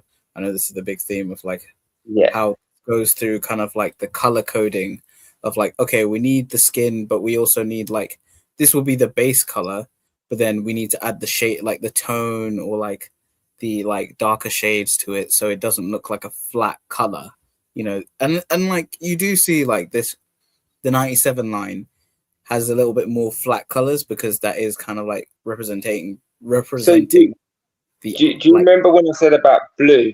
Like yeah it's supplements to hero. So yeah, for us, seeing that blue is hero. Would yeah you all exactly agree with that? Would you agree with it? Does everyone agree? I don't know. That's my idea. So Scott, that Cyclops. I can't say his name. I'm quite bad at it. I know it's just named Scott because it's my name. And he's blue. So straight away when I look around, I'm going, yeah, straight away he's blue. That means he's a hero. And that, it's the same as Beast. You look at Beast, he's blue. He's a hero. He's not a villain. And I think it's already triggered us to think that way about Cable, even though his backstory might be a little bit different to yeah what he actually is. like your eye kind of like picks out the color that is the biggest like front showing, or like that's the thing that your eye picks out first, like the blue. You go, Yeah. okay, maybe he's part of the X-Men. And like if like in terms of like when if you didn't know who Cable was and you just saw the blue, you're like, okay, he might be a good guy, he's part of the X-Men, cool. And then like you see the other colors that fit with his character. You got the gray, you've got like like dark kind of like semi kind of like olive green, or kind of like that kind of like toned down green, and you're like, okay, there's more to it, like So, and so the red on it, and yeah. he's like Raphael from the Turtles. What's Mm, Raphael to everyone? What is Raphael to the Turtles? Hothead, isn't he? yeah, Hothead, frustrated, aggressive. That's him. yeah, That's him. But Raphael is a hero yeah, because of how it is. That symbol, that red, shows you it's on there for a reason because he's aggressive. He's mm, he's a hothead. He's rather actions speak first than what his words will. Like where you got others want to talk it through. He's like, yeah, nah, I'm gonna go around and blow up people because that's what's gonna make me feel good. And that's yeah, the same instance to how Raphael is as a turtle. So that little red bit on him is that what it means? yeah. And like you can also say like red in like, say for example, if you were thinking like if you grew up with Power Rangers, you would associate red as a leader. So Yes. this also like you like the whole color theory is so important to a character, where like you got a bit of red here, so it's like A, he's aggressive. B, he could be a leader of something, like he's a leader of something. So you kind of like go through that in your mind, and then obviously gray or metallics, you're like, oh, this guy's from somewhere else. Like he's not from, you know, he's not from the corner shop, or he's not from the down the road. He's not your normal kind of like typical like type Joe character. Like he's not NPC man kind of thing. He stands out. He's like he's got something different, if you know what I mean. And then obviously like the brown pouches is just that's like okay, clearly this guy is ready for something, because you go brown, green, if you fit that like color combination, you're like, oh, like military. It's a cold logic to it. Yeah, Yeah, it's a cold logic to how that grey is. To especially how Cable is, he's got a gun in he and stuff. Like it's more like it's. You actually look at the grey, and you actually look at him as a character. What he's grown through as a kid.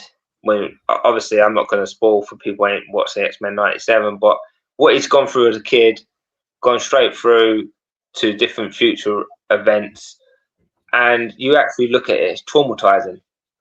Yeah. And that's what grey is that in your mind, it's just like, oh, do you know what? He's Yeah. thinking on. It's a You color. don't What? see, yeah, you don't see like the black and white. Like, you know how like Yeah. people perceive like, oh, good, like, you know, the kind of like side of like, oh, hero, like yin and yang, you know, that kind Yeah. of thing of white is the pure, and then like the yang rather is like that kind of like people have that kind of like thinking, but then gray is the in between. You're morally gray, which means you don't mind, like you either are heroically, like you have the point of like you want to be a hero, but you go through the different means. So you go through the kind of like areas where you're like a normal hero wouldn't go through. Like Cable is, he's more of like, you know, you see a gun and you're like, okay, whoa, like he could be a villain, but then also he is his actions speak of like a hero, but what Yeah. he does is a little bit on that side of villainy, but not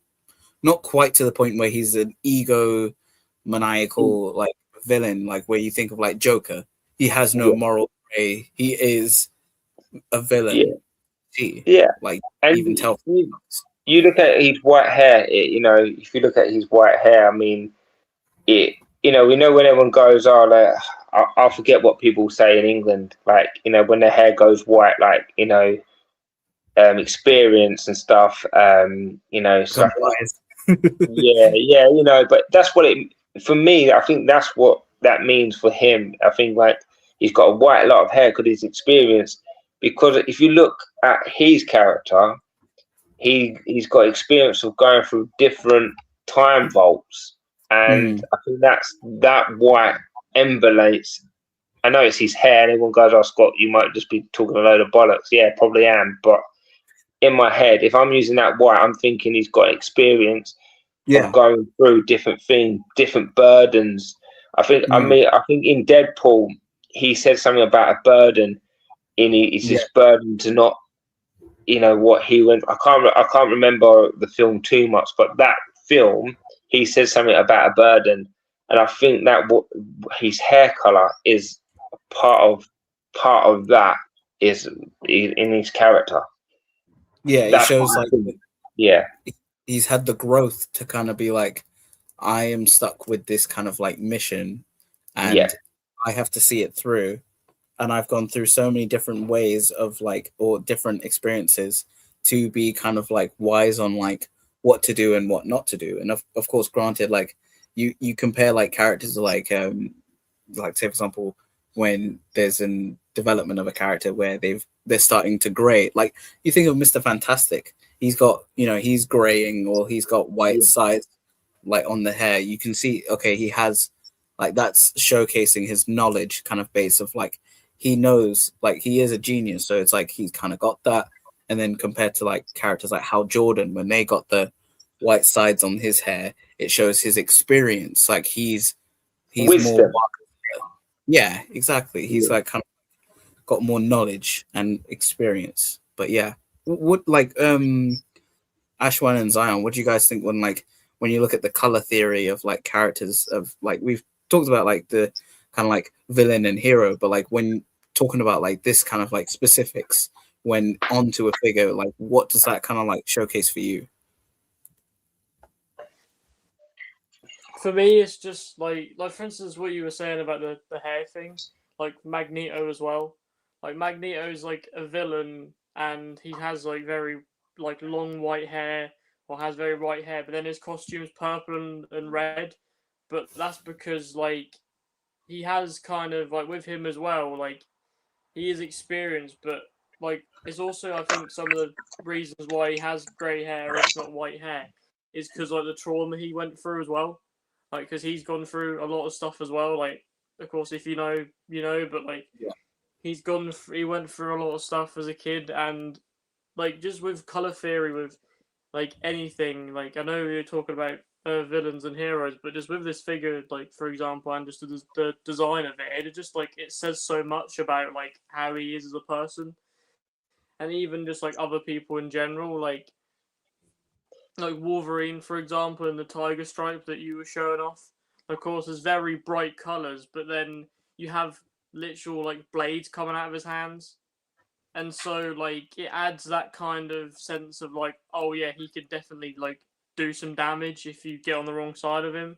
But yeah, because he's got these bright colors, at least most of the time, it's then like, oh okay, is he a good guy? Is he this and that? And that's what puts him in the same category as Cable somewhat as well. Of course, Cable may be a bit worse, but it depends on what side what if you're on the bad side of Logan's or not. But Yeah.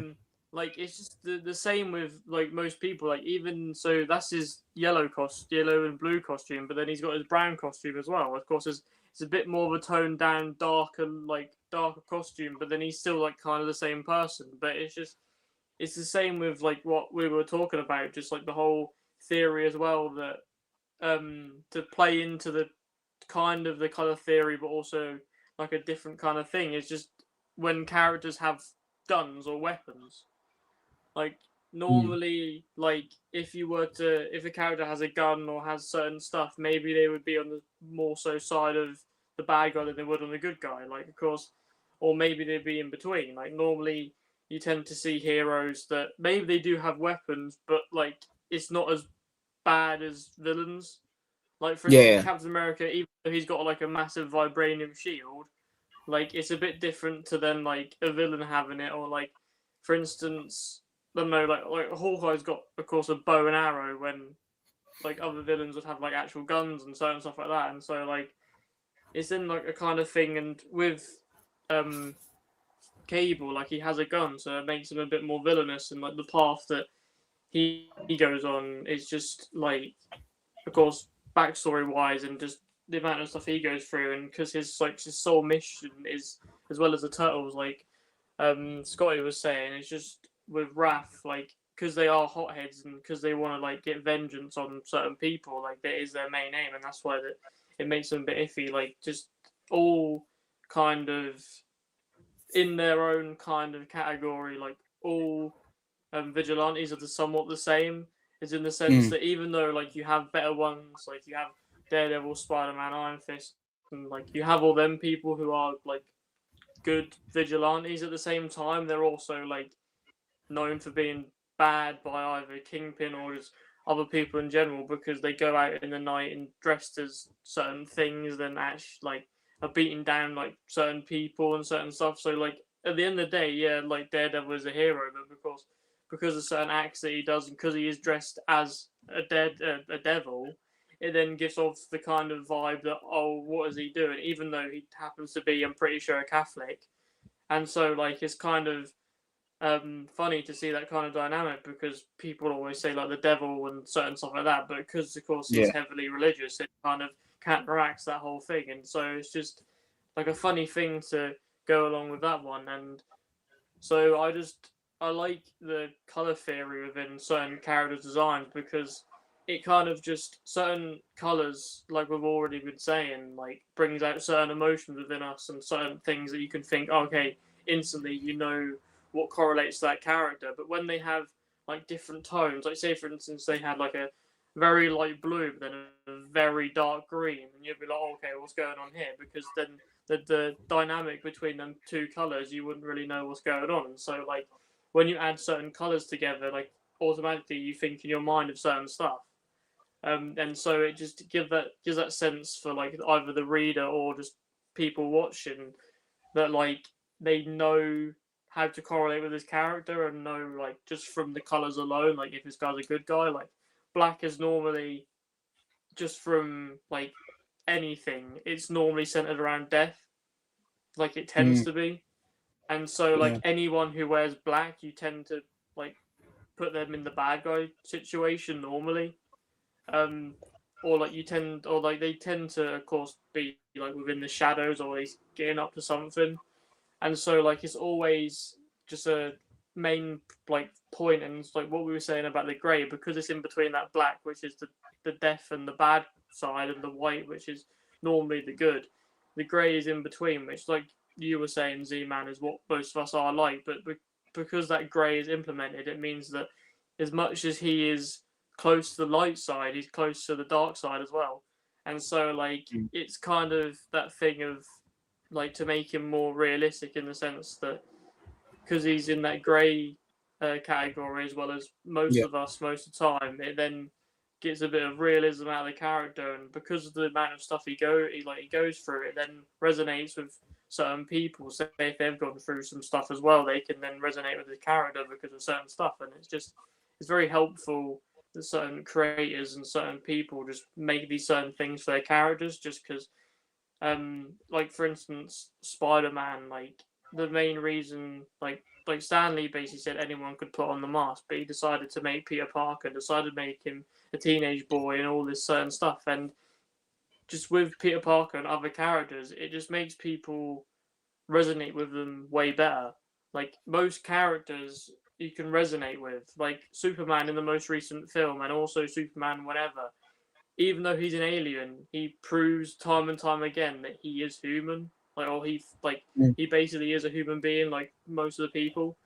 And it's just Yeah. a sense of like being like certain people, and just for the viewer and for the readers, just to then resonate with these characters, and Yeah. just to then feel that like, even though it sounds a bit weird, but not too weird, but like reading it, you can kind of feel in yourself that, oh yeah, maybe I am Spider-Man, or I am Spider-Man, if you know what I mean. Yeah. And so like it kind of, people like kind of think that they're certain characters, and so it's like it's really cool. And like it's so odd that how color theory works. Like, Yeah. I think I mentioned it earlier that there's a whole thing that I had like a lesson about it in school or in college or something, and it was the whole like thing where it's the whole mood thing, but it's also on how you like eat and like certain things as well. Like for instance, like most fast foods will use the color red and yellow because like it just, I don't know why, but it just resonates with most fast food. Like they'll use like the reds, yellows, and blues, and that's what you tend to see with any fast food. Normally, you tend to see at least red in there, and so like it then has that kind of thing to do with that, and it just, when you see certain colors, you just see certain stuff. Or for instance, I think it is like a certain shade of green, but you gain an actual like health benefit from being around the color green. And so it's like it's really odd when you actually think about it. Like certain colors actually do make you feel certain ways just because our bodies are used to it, or just certain colors like the green thing actually makes you more like healthy. It makes you more like, makes you feel way better. And it's just kind of weird that even though they're just colors, they actually affect your life as much as like other things would. And so Yeah. Just going on Spider-Man theory quick before Zion goes and talks about his theory is like, you know, when you said about youth, we've all been there before growing up, and obviously Spider-Man, obviously you watched the animated series or you watched the movies and read the comics on him, you know. So like for me, red is his emotion. So like he's an emotional character, you know, and that red can mean so many different outbringings of him. If you look at the new Spider-Man, what we all watched, he's emotional. That red is showing vibrant of him being emotional, and how he is as a person. And that blue is a responsibility. That is a responsibility to the safety of people, how people trust him. So when they see that blue on him, it's not just they see red, they see that blue going, do you know what? Like that's what we can trust him. And then with the black webbing, that's his burden. That's his burden on him. That's what he's going through with Aunt May or with Uncle Ben. That's his burden. That's his story. So that suit tells his story without actually being a part of that. So if you actually looked at Spider-Man's suit and you actually thought, you know what, he's emotional, he's reckless, he's youth, he's impulsive, you know, because that's what he is. But that blue is also giving him the responsibility to actually save people, and behind the artist and behind these colors, what Stan Lee was, is giving this outlook on him. And that black webbing is his burden. Everyone just thinks it's just black webbing around his suit, but that's his burden, what carries through with him. That's the outline of his suit. I just wanted to say about Spider-Man. That's so true, because like you don't think of that, and like the white of his eyes is being like, oh, like he still he sees his like his path kind of like thing of like righteousness or whatever. But you know, Zion, briefly lost you, but you're back here. You know, what about color theory, and they're kind of like we were talking about like accessories of like guns and that stuff. So like when you and like when you think of an action figure, like we were talking about Spider-Man, how you know when Ashwan was doing his pickup with the Marvel Rivals, you're like, oh, I wish he came with this and that stuff. How do you think like accessories like create that kind of like world building of like for the character? Like you like what do you expect when you get like when you want a figure? Do you like does the accessory kind of like matter to you like what it does for you, or like when you're collecting it? With the accessories, I would say like if like a character from like a movie or like a comic or a TV show, and they have like a significant like weapon or like thing that they have that like resonate with the character, you would expect like the figure to come with it. Like Captain America, you always expect him to come with a shield. And with Marvel Legends having so many like Captain Americas, you can like switch it up with each release. Like the Secret Wars has the broken one, the Gameverse has that little like effect, like the like laser effect. The 20th anniversary has like bullets effects. So you can, and Captain America, you can like make it to where each variant of the shield fits with the figure of the character. You can like switch it up like different poses, different stuff with it, and like the same like other characters. Like you always expect Spider-Man to come with like equipment because that's what he does with his webs. Iron Man with his repulsors, and any gun user you would expect him to come with like the different types of guns. Like Cable has his gun. It's not the same as Black Widow because she uses guns that's different. So like it all depends on like the character from like what you know and like what their like deal is. Like Taskmaster, he'll come with like a lot of stuff. He'll come with like a story. Like, you expect give a sword to a character. Yeah, but you wouldn't give it a sword to like Green Goblin because he doesn't use them. And with like accessories, you can see like the art of it with two opposing bodies like Captain America and Baron Zemo. Captain America, he's more like defense with the shield and him being a hero, but Baron Zemo is like a sword with him being like the villain who is very like evil and basically wants to like take over world domination. So he like charges with that sword, so you can see how like it contrasts with those two heroes and with a certain hero and a certain villain. And I like how that is for like other heroes and villains, where they're like accessories and what they're known for contrast each other on like a very like deeper and more psychological level. And that can be used for like other heroes too. Yeah, and like you were showing Daredevil, and the fact that he, you know, when you think of his character, you always think of the Billy Clubs and how that Billy Clubs, in terms of world building, that's actually like, you know, in most comics, it's his regular old walking stick that he uses like in his everyday, but then, you know, secretly as Daredevil, he uses it as a baton or as, you know, a staff to, you know, fight his villains and that. So it's like, it's always great when you see that kind of like the implementation of the accessories and how you can easily use that, like the staff of or the batons of Daredevil, the fact that you can put them together and you can technically make a walking stick for a civilian Matt Murdock. And that works for only Matt Murdock and Daredevil. That wouldn't work for like Hawkeye or Electro or something. Yeah, it's only to Matt Murdock specifically, and that's another one of the like major things when it comes to like accessories and like the who the character is. because what they have that with their like iconic like weapons or like utensils can either like make or break a character, especially when you're doing when you're releasing a figure, because you always expect like a Billy Club to come with a Daredevil figure.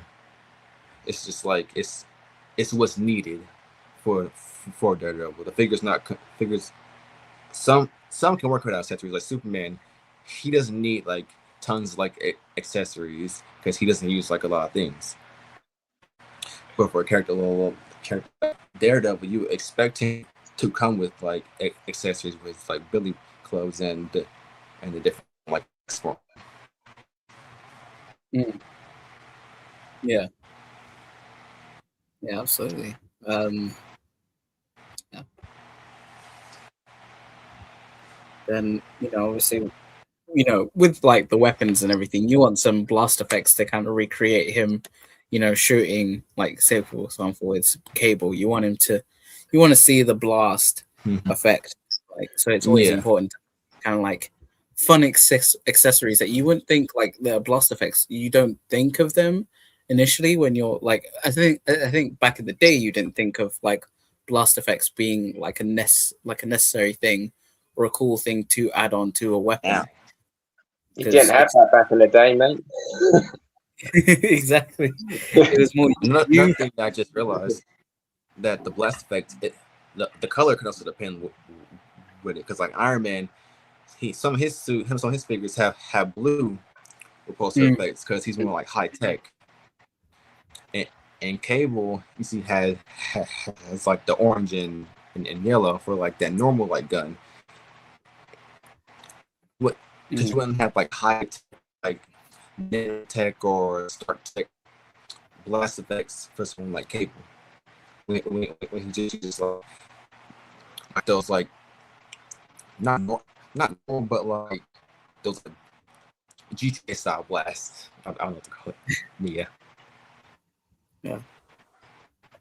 Yeah, exactly. Yeah, you wouldn't expect like Cable having like actual bullets. He's got more like laser, so it kind of and like the gradient you see on this, like although it's like you wouldn't think of it, it's like, oh yeah, it starts from yellow from the blast of shooting, and then the red is like the kind of like laser point kind of like effect of it going through kind of thing. And it's always like you always like that's an accessory that you're like, yeah, I actually like that having included with Cable, because then it's like you're kind of like still with the design being futuristic, you also have the like accessories still like having that sort of like part of it.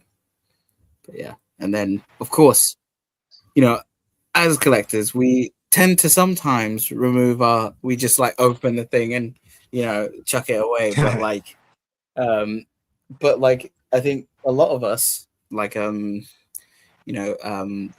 Scotty at the back, you can see all of his X-Men 97 card backs, and how like, obviously that like that's how it invokes a different sort of like feel, because it's like it's almost similar to the retro carded figures that came out during the Toy Biz era, but like because it's 97, you have the really awesome artwork from the show, like seeing that, and then obviously you got the character next to the art, and like having the kind of like subtle of like the X-Men logo, like it's always like, and packaging in itself is always a thing. Like when you look at it, like you can tell when there's care on it, like Scotty showed the Professor X like San Diego Comic-Con exclusive.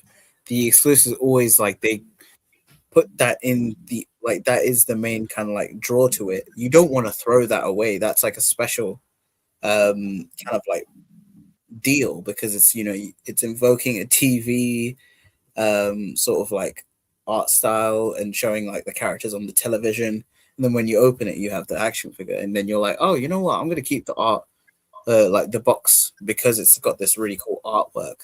And that's like one of the things of like we talk about art in action figures, packaging art is art, and you're like sometimes you keep it like retro cards, sometimes it's an exclusive, or even just I don't know, sometimes they have a really cool shot of the figure and you're like, you know what, that's actually really cool. Well, let me zoom to that. So that's a like the traditional Toy Story figure? It's like the collector's edition, whereas like the boxes are like it's like movie accurate too, even though we don't see them except for some. It's like what they said is like what Andy would have saw if you would have walked in like the store to buy them, basically. And with these ones specifically, like you see like Sneaky Pete's box in Toy Story 2 for which roundup. So I like how they took the liberty to like base the other characters, even though we don't see Bullseye or like Woody's boxes, but we know it would have been similar to Sneaky Pete the Prospector's box. And even though like I open the figures, I keep the boxes of like real figures, especially these, because like I had these like over like nearly like 6 years, just even though they're empty, I just like keep them because how like cool they look for like the art of the packaging.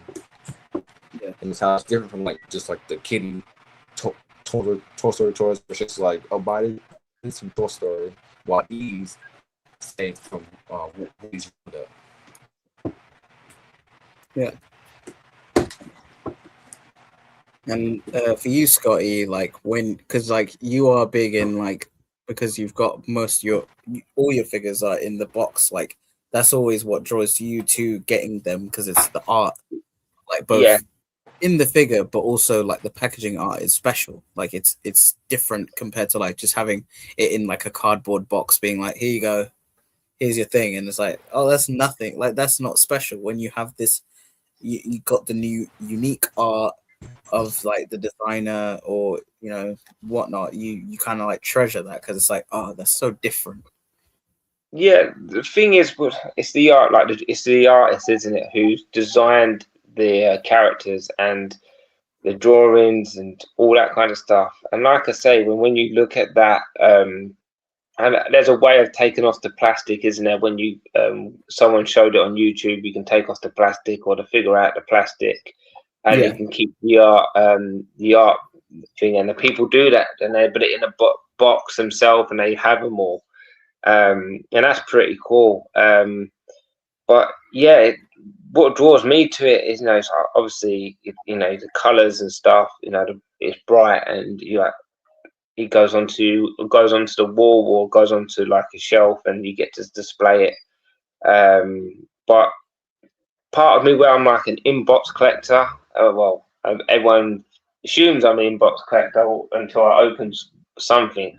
But for me, it's about in keeping them. Like I've seen people. I don't know if it's happened to you guys because you have them out. That a figure could be 1 minute it'd be okay, and then 3 weeks later it finds itself on the floor, and without even doing anything, it just drops. And I would be like heartbroken if a figure fell and then drops and then breaks, and that for me, and then you can't get it, and then the aftermarket people want to sell it for more than what it's worth, and that's why there's a part of me kind of keeps them in the box. But there's also a part of me what really wants to get them out, because I get to see the paint work on them. I get to see how they are in hand and stuff. So there's always going to be that element, So when you all sit there and you open yours and you all do that, I'm quite envy. I know people go, oh, why don't you just buy two? But in my head, I don't need two. I just want one. Like one for me is enough. Like nothing's perfect. So I might have a figure what looks okay to me, but someone else might have a figure and it's like 10 times better, and it's the same figure. The difference is it's just what it means to someone. If you want to buy two figures, and I get why people do that, and it's really cool, but I just have to have one, because for me it makes it more special. Having that one makes it more special when it comes to the artwork, when it comes to that box, when it comes to that figure. That's that figure. You're not going, I'm gonna buy two and then for me, I don't see the point in it because how much it costs nowadays. And like Ashwan said right at the start, he wants to buy certain figures, and same as Zion and yourself, all them. It's like, well, you want to buy what's credit to you, and I think that's the most important part, and that's why it's nice to, when everyone buys stuff and they go, I've got this figure, I've got that figure. It's good to see people have different outlooks on how they would style their own artwork. I call it your own artwork, even though it's someone else's art. You're designing it in your own way. You creating your own teams, and you're falling in love with them figures. And if you know the meanings behind each one for you, then you're winning. That's why I kind of think sometimes it looks good in a box. I don't have to feel like it's gonna break. You keep the like pristine image of it intact rather than like obviously when you open it, you have that kind of like worry of like if it might break, or over time color kind of fades and that stuff. It always is like a thought in your like everyone's heads. And like I think one of the cases of me of like in my collecting, some obviously you can see I've opened a lot of the stuff, but there is a few figures that I'd keep in their packaging, either through sentiment values, or it's more so of like keeping them in their kind of like pristine looks. Because there's like, say for example, there's this Superman versus Muhammad Ali figure from NECA they did, and that packaging art, I think I can get it, but like it's so like that's a piece where you want to keep it in the packaging because it recreates something. Like of course in like one of the things we talk about like was photography, of like we like, as when you're doing photography, you kind of want to recreate those moments from the panels and that stuff, and that is in its own case art, because you are recreating with those actual like physical figures, trying to recreate that. But sometimes it's the case of that you can like the packaging itself recreates that art, and you kind of want to keep that image there, so you don't like in case of like time, over time it becomes like brittle and then it breaks, and then you don't have that with you. Whereas if you keep it in box, it's the case that you have it and it's there and it's not gonna like break or anything. Let me get it. But what do you think, Ash? Like with packaging art, like what draws you to it? I mean, like with most figures, like it just helps a lot. Like even though you can see the figure normally, like of course Marvel Legends went windowless for a certain period of time, but when you can like depend, like for instance X-Men 97, because we're on this like topic, because normally on the packaging you can see the character and then see the figure right next to it, it then just gets you more excited because it's just like this is literally exactly like the picture is. And so like it's just very cool. And of course I keep my packaging in my boxes, but I open most things, and it just like I have like loads of boxes. I am very bad in the sense that I keep everything. I don't know why, but I keep everything. Like I've literally got. I bought I can't remember when. I think it was a fair bit ago, but I bought the whole, or near enough most of the Eternals wave, the MCU Eternals wave. I've got them boxes. I can literally like see the boxes over there. But then like you get certain boxes like this, which are like pretty cool. Like even though we're talking about McFarlane, but you get a box like this. Like it's a very cool looking. Here we go.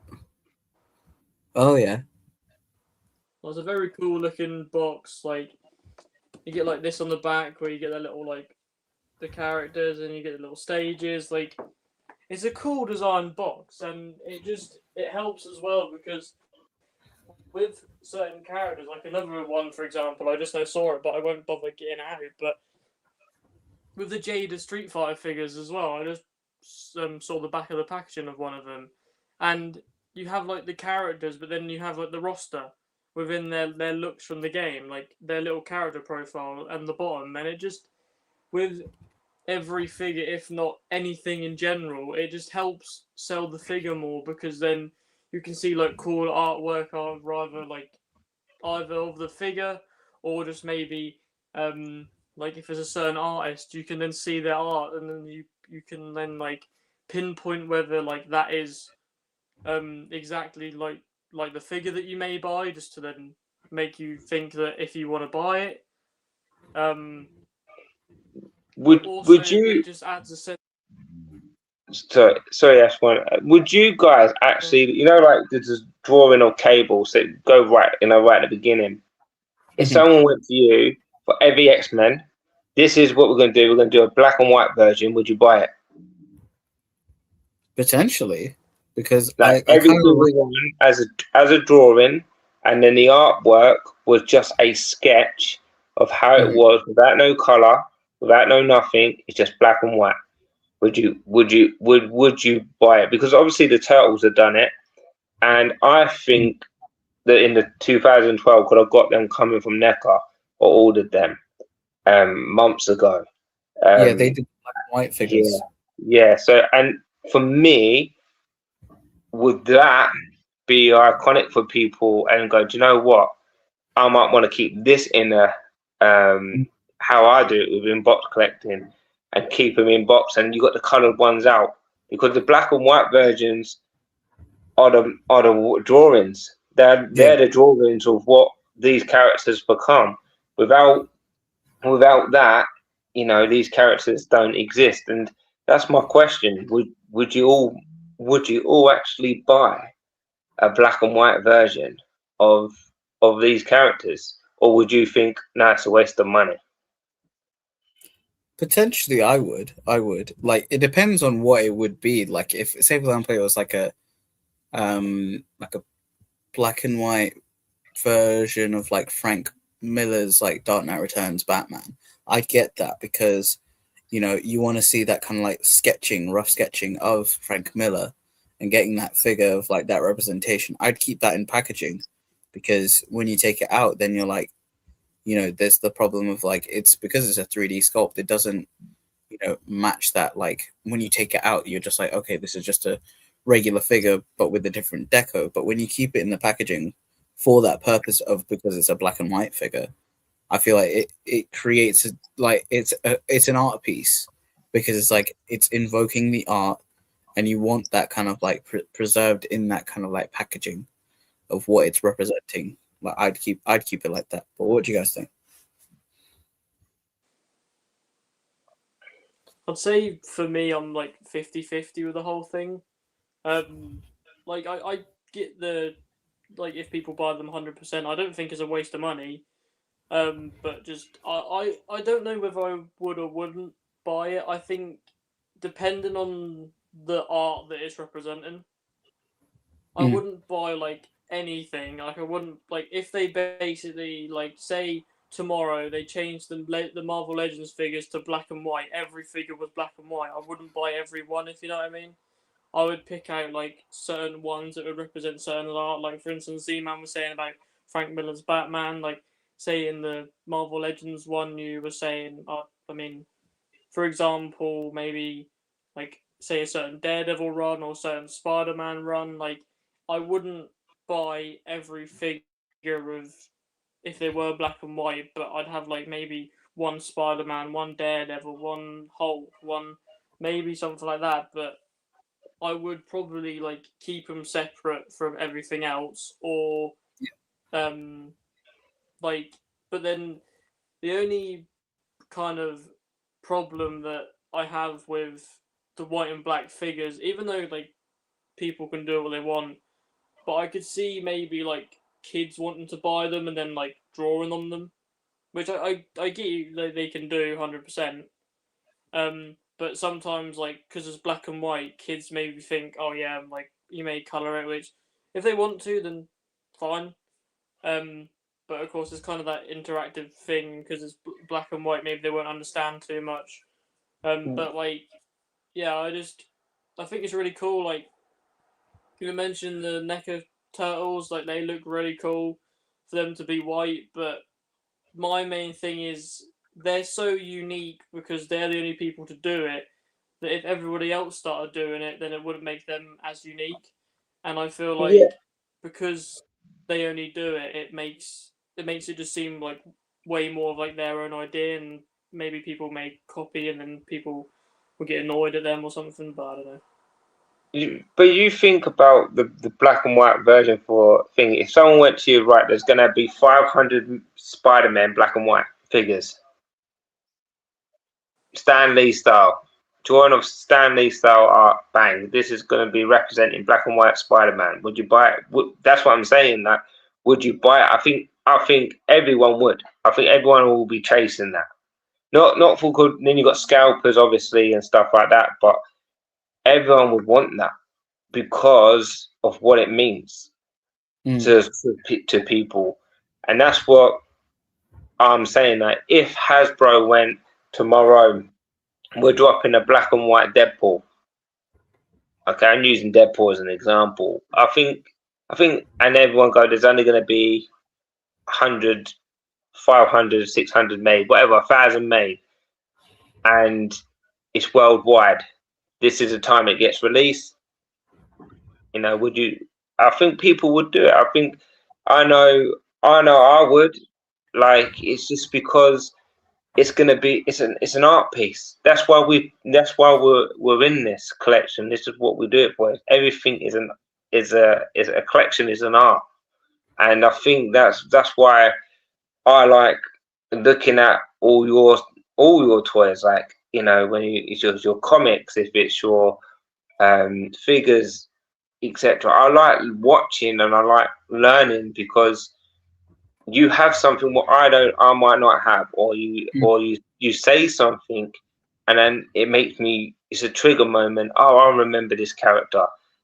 I only remember Ticks, Diane, because you was telling me about it, and I'm thinking, Jesus, I used to watch that, and they brought all these memories back. And I thought, I've definitely got to get it.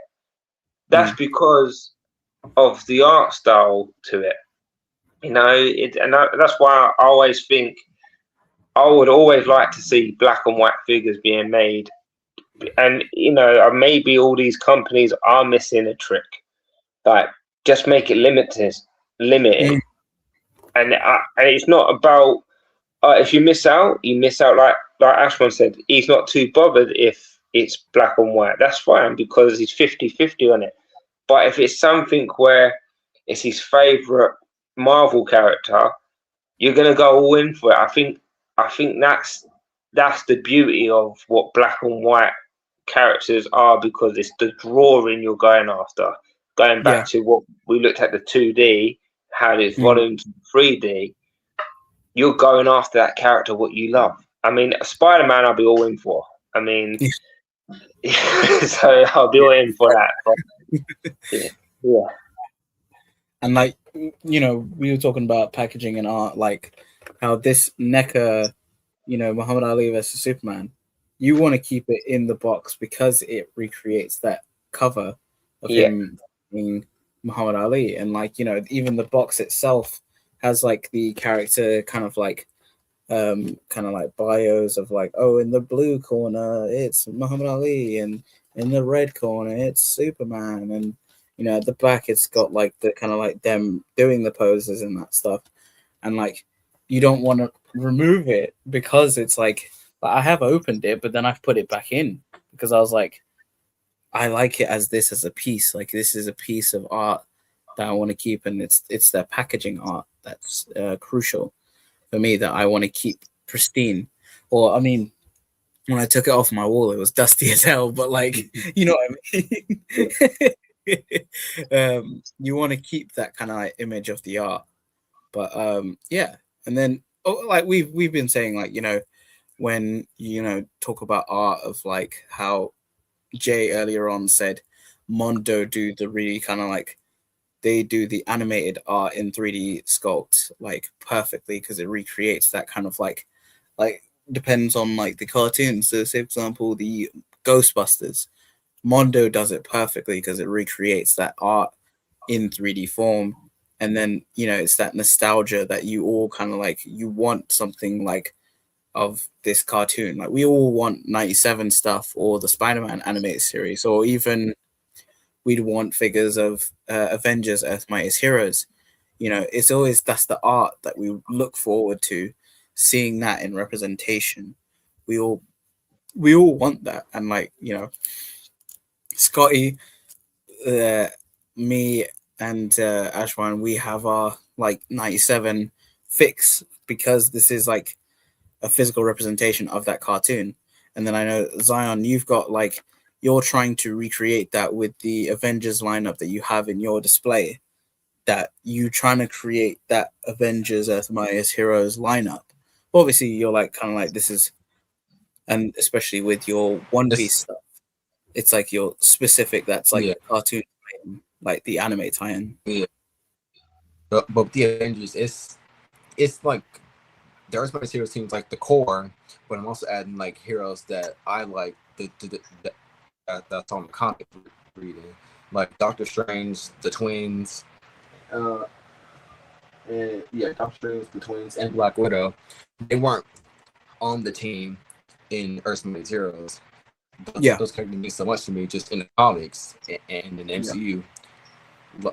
I like to add them to my team, so I can have like my whole mind's eye of my Avengers. Yeah, and like Mightiest Heroes being just the basis. Exactly, and obviously, like if they did an Avengers Earth Mightiest Heroes figure line, you'd be all in that because it's like it's the cartoon that it's a tie-in to. Like the figure is that, and you'd want a representation of that. And I know there's that 3D printed one where it's like, oh, that's so cool. Like we want that in a massive. We want that in like the sort of like mainstream, like official, and like being able to get it, because of course we know people who have 3D printers, Dan who, Rush, Gerard, people, and like they're able to like do their own things, and that's in itself their own art, and like, and you know, they're people who've made the files to create these like representations of like cartoon tie-ins. But you know, Scotty, you earlier said that's what Hasbro do really good, is like the cartoon tie-in figures, like the 97 stuff, because it's like so to the T, but it's like in physical form, and you're like, oh, it actually represents that art, and you're like, hell yeah, that's what kind of lures you into getting the figures, because it's that cartoon representation.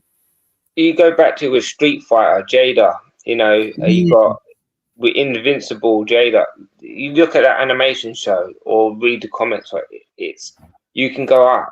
That is exactly what your eye, it meets the eye, right?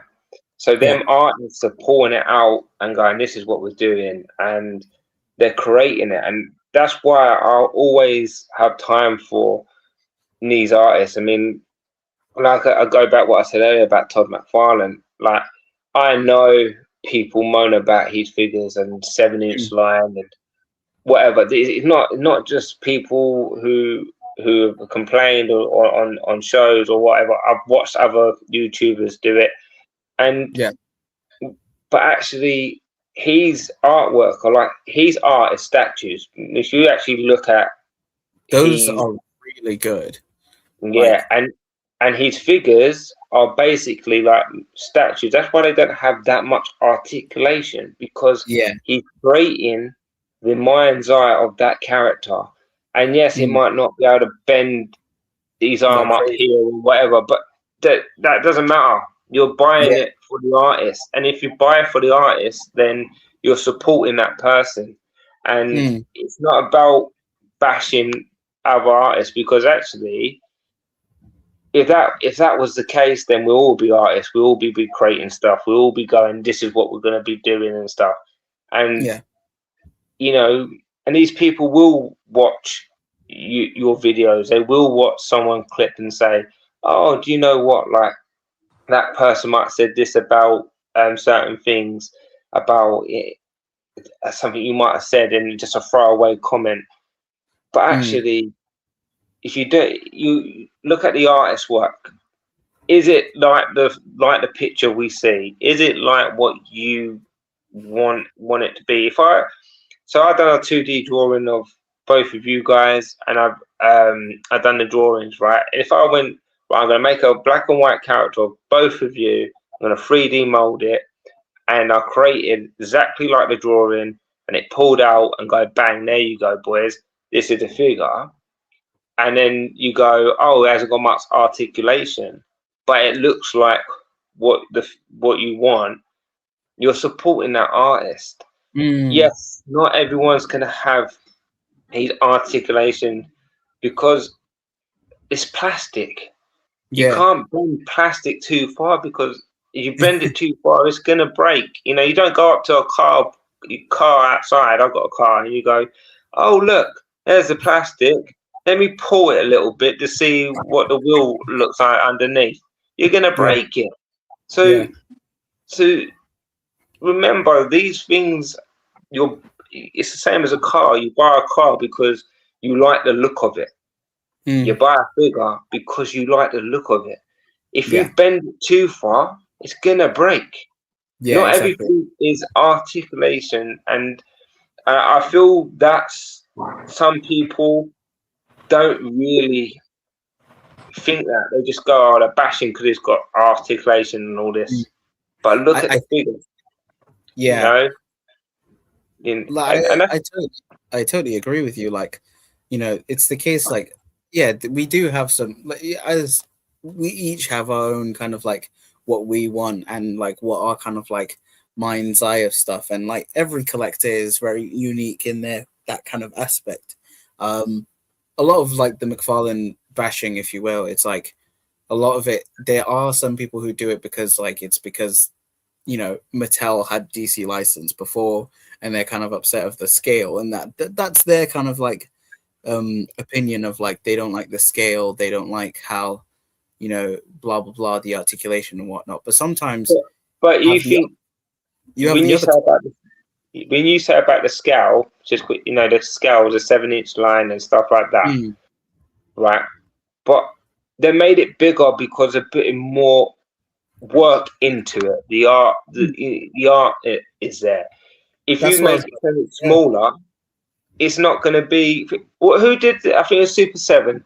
And they made some figures smaller, and there's no articulation. It's just like a body like this, and they got a little sword. I think they've done the Turtles, and they're smaller. Now, the retro line, they're like and they're like 3 inches of, and you think, okay, but if they went bigger, and what they did do bigger, and they had the articulation, and it's a little bit bigger than the 6-inch line, and they made it bigger, you don't hear people complaining about the Turtles because you like that. But because, like you said, DC had it before, Mattel had it before. You know, Mattel's a multi-billionaire company. Do they really care about what people think? They're just going to put things out, and people are going to be happy with it. And you know, and that's what Mattel is. They're a company where just go, oh, I've got the Turtles now. They got Barbie. They got the wrestling. They got all these licenses. You know, and I'm looking at NECA's Turtles, and I'm thinking the Stan Sakai Turtles are the best looking ones in my opinion, because they look like come out of the comic, and they are fantastic. They're fantastic pieces, and they're up there. And I know the articulation is not going to be good on them because of how the cuts are on the leg and how you know, you can't do the ninja kicks and stuff. But do I care about that? No, I bought it because of the art. The person who's done it at NECA has done a fantastic job. And I'm telling it now. NECA's the best there is when it comes to that. You know, and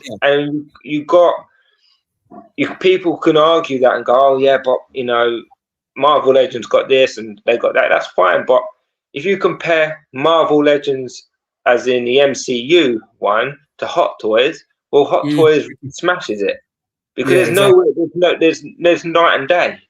So Yeah.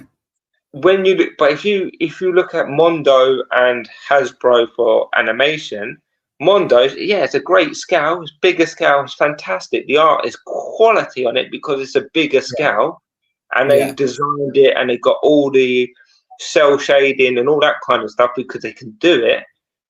But the articulation on it is not the greatest. But No. you got the articulation when it comes to Hasbro. It's probably, and you're looking at the animation, it's probably one of the best, or if the best. But Yeah, people go to McFarlane. What, I don't know. It's I don't even know who Todd McFarlane is.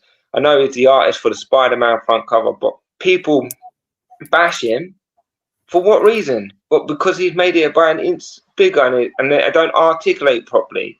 But then look at all your other. If people actually look at all their other lines and then go, well, actually, yeah, that don't really articulate well, or that thing. But if you actually ask yourself a question when you buy this stuff, are you buying it for the articulation, or are you actually just buying it? Are you buying it for the art? And Yeah. that's the main point of this. It's you're buying it for the art, no matter what. You're buying it for the art. Yeah.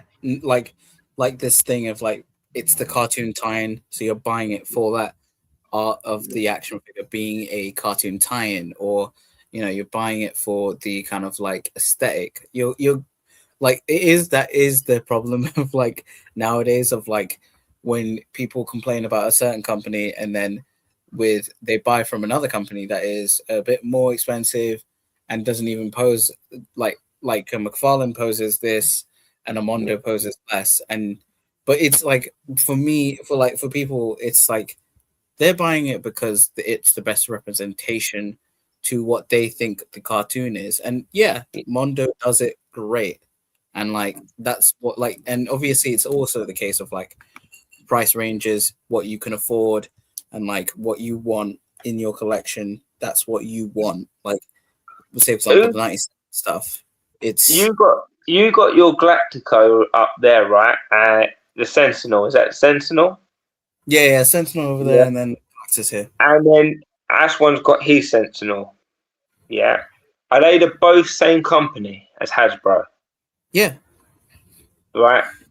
They look fantastic, don't they? Like I can see them. And for me, but if you're gonna ask me which one I don't have one yet. I might get one. I'd probably get the cartoon one because it relates more to me. You know what I mean? So, and I like your one. I just like the. I don't know. I just like the Sentinel from the animation because it's a cartoon thing. But you're Scotty. I want the cartoon one as well. I just need to. I know. It's a lot of money. It is a lot of money. It's a lot of money, but you're looking at. That's what I mean by all this art stuff, where all of us, like every single person I met, everyone who talks about different things, different collections, and it opens my mind, and I listen to what people are saying, and I genuinely think don't worry about it. Like it's an opinion. Everyone's allowed their own opinion, and I respect that fully because I've been in an opinionated sport all my life, and you kind of think just have that respect. The debate of who might be the best, who might be doing it better.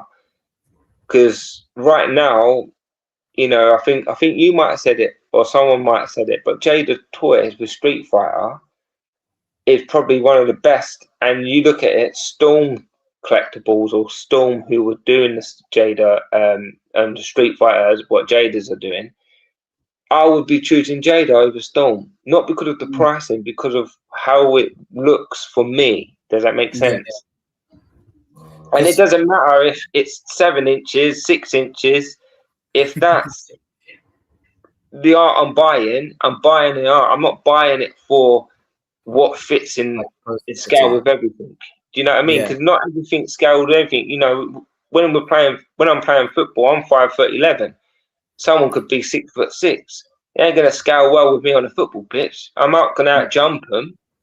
It's about what you're scaling it for yourselves, and some of them are gonna be bigger, some of them are gonna be smaller.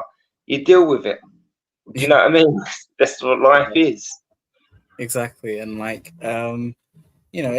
everyone wants what they want, and I'll be the one who's like, at first I was, I liked the McFarlane stuff, and I still do. It's like I can see its merits, and that's just my opinion. Like I can see like, oh, like one of the things I love is that they did things from certain art from certain like stories and did like the exact art style. Like let me try and get it here. This is the come on. This is the White Knight Joker from Batman White Knight from Sean Murphy. And he like McFarlane did a whole line of that. And I'm like, no one's done it until now. It's taken this long for someone to now attempt to Batman and Joker. And I think that's in our UPF. And like McFarlane did that. He did all the Dark Knights before anyone thought to do it. So it's like there's always a two-sided coin to the arguments. Like, I'll say that they did this, and then I'll complain about a release of theirs of like, oh, how the 2 Red Lantern pack, like it's like, it's just the same body or whatever. Like everyone has an opinion, and it always differentiates. But like, everyone's it's one of them. I think you guys have Mortal Kombat figures, don't you? Yeah. And they look great, But if you, from McFarlane's point, they look great. But if you was going to ask yourself, if Jada did McFarlane the way they've done Street Fighter, you would probably say they might be able to pull it off. But if you look at McFarlane's ones, they're more related to what I would say the movie style. If Jada were to do it, it's going to be like the Game Boy, cartoon it, and the animator style of it, and it's going to come out, and people are going to love that because it recognizes with that. With McFarlane, they've gone, well, they're trying to like do realistic mode of it over the cartoon aspects of it, and that's what people got to realize. It, not everyone's. For me, I'm more of a cartoon person. Mm-hmm. I don't own anything with a human. No. The only one I probably would get would be Spider-Man with the mask thing. But then again, I'm not sure. I don't know. I don't know if I would get that. So yeah, because it is always the case. Like you were talking about how like Hot Toys is like the best representation, and like you can see when like we love Jay, and he kind of like he has that kind of like he would go for the best representation of the art style or like what it represents to him. So like he would get a Hot Toys of the Hulk or of Spider-Man from Brand New Day, and it's because to him that's the best representation. And then to others who want that kind of like who want the Marvel Legends, they want it because they want that kind of like either they want it in the scale of what they collect as well, and they already know that, of course, Hot Toys will be the best version because it's bigger, and it's allowed for more detail. It's allowed for all this kind of like real hair that you have to maintain, or eyeballs that move. But like when you get the Marvel Legends, you're like, I am okay. I'm content with this figure because to me, it's what I want to have on my display as a representation of that media. The Black Spider-Man, symbiote Black Spider-Man. When you talk about the maximum one. You got the things where it come with the little symbiote in a little jar, all that kind of stuff. Now that's not happened before, has it? And so when everyone's going, oh, why did we get this Black Spider-Man? They've done the Black Spider-Man because it's easy resale. And everyone loves Spider-Man, and the black suit is iconic. So they put all these little things in it, all these little artistic things inside this figure, and when people look at it and go, "Oh, I might not want to buy it because of the price point," I understand that. things are very expensive because it's inflating. Everything's inflating, not our wages, which is bit rubbish on that point of view from the government. But you look at it for what it is, and you're getting that, and then and I think people might have said the hands, you don't get this right hand or left hand the same. I do understand that, but would you rather have unique things with it, or would you rather have extra hands? In an art point of view, like you can't get everything, and you You'd love can't to get get everything. but you have to be realistic. Of like, Yeah, I would rather have the black symbiote over hands and a little web bag. I would love that, and that's what they did. And for me, that's what you want, right? So, like, hands don't mean nothing, you know. When I was a kid, and you look at the figures when I was a child, you didn't come with extra hands, extra heads, extra swords, and all that, and we loved it. And because people again, someone's come out and gone, I'm going to do this extra hand, do this extra head. It's another thing where they forget about actually how much it has evolved from the late 80s to now. How much if you look at the toys now, from then to now, we are spoiled. As you guys are spoiled more than what me, Dan, Jay, the older generation in the 30s will ever be. And we're lucky to go, do you know what? We're still kind of youth to go through these characters, to go through the films and love the figures, what we're doing, they're coming to life. And I think that's why the collection world is so valuable, and the community, what's happened with all you, with Dan and with Jay and with like Mad Hatter, could I follow him as well, and all these people, we wouldn't have anything to talk about if it was just a figure like it was in the 80s. Because it wouldn't be the design that you're looking at. The design is a quick fix to turn around for kids to just play with. Yes, some of them was nostalgic, but realistically, it was just a toy with hardly anything. I think I had a Batman what come with a little gun, a bat gun, when it shoots up and then like circles around, and you just like swing him. That was it. It didn't come on with an extra head, didn't come with an extra cape, didn't come with extra arms. It literally was just that, and that's why I feel like everyone knows about this. We were spoiled, and you were spoiled for a reason. We're spoiled because look, all the other companies against it. We didn't get Impulse as a kid. You had Playmates of what was in Toys R Us. I'll go back to it. You Marvel Legends didn't happen till when? When did Marvel Legends happen? Let me double check. I know we did like a quiz on this, but let me double check. That's not me testing your knowledge, by the way. No.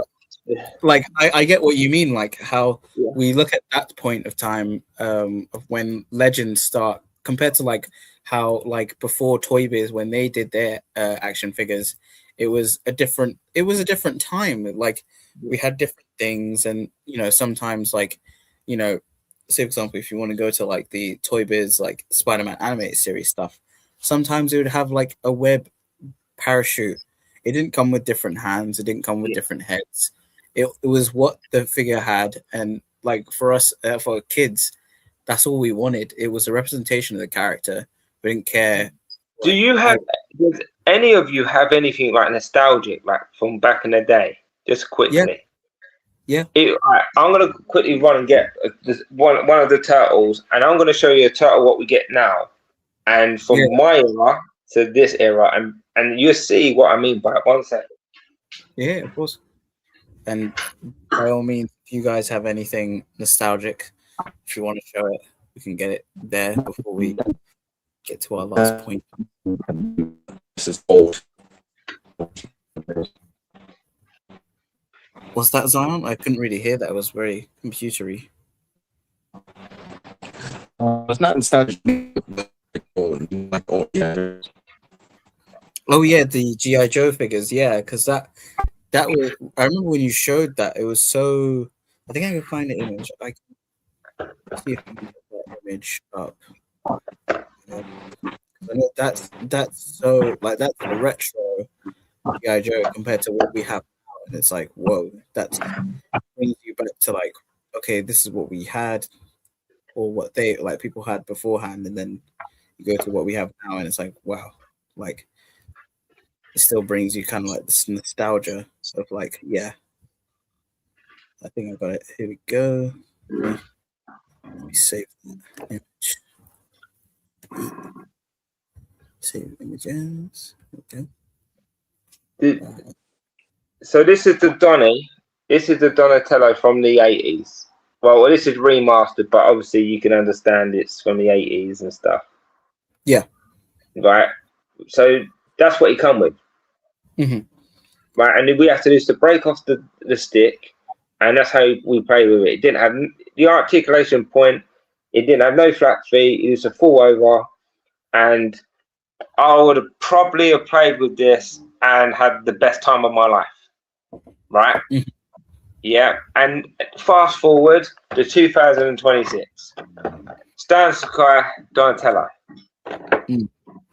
Right? He comes with an extra head, got a stick, loads of hands, and the staff and the little staffing what you get in there anyway. But if you look at it, from what you get from the figures from what it from obviously the late 80s, 90s, obviously this was remastered, and today's figure. Mm. Look how lucky we are. Yeah. And we complain, or people complain about certain things because that's what we want to do, and it's actually we become a culture of complaining. Actually, well, look at this from where it started, to where we are now.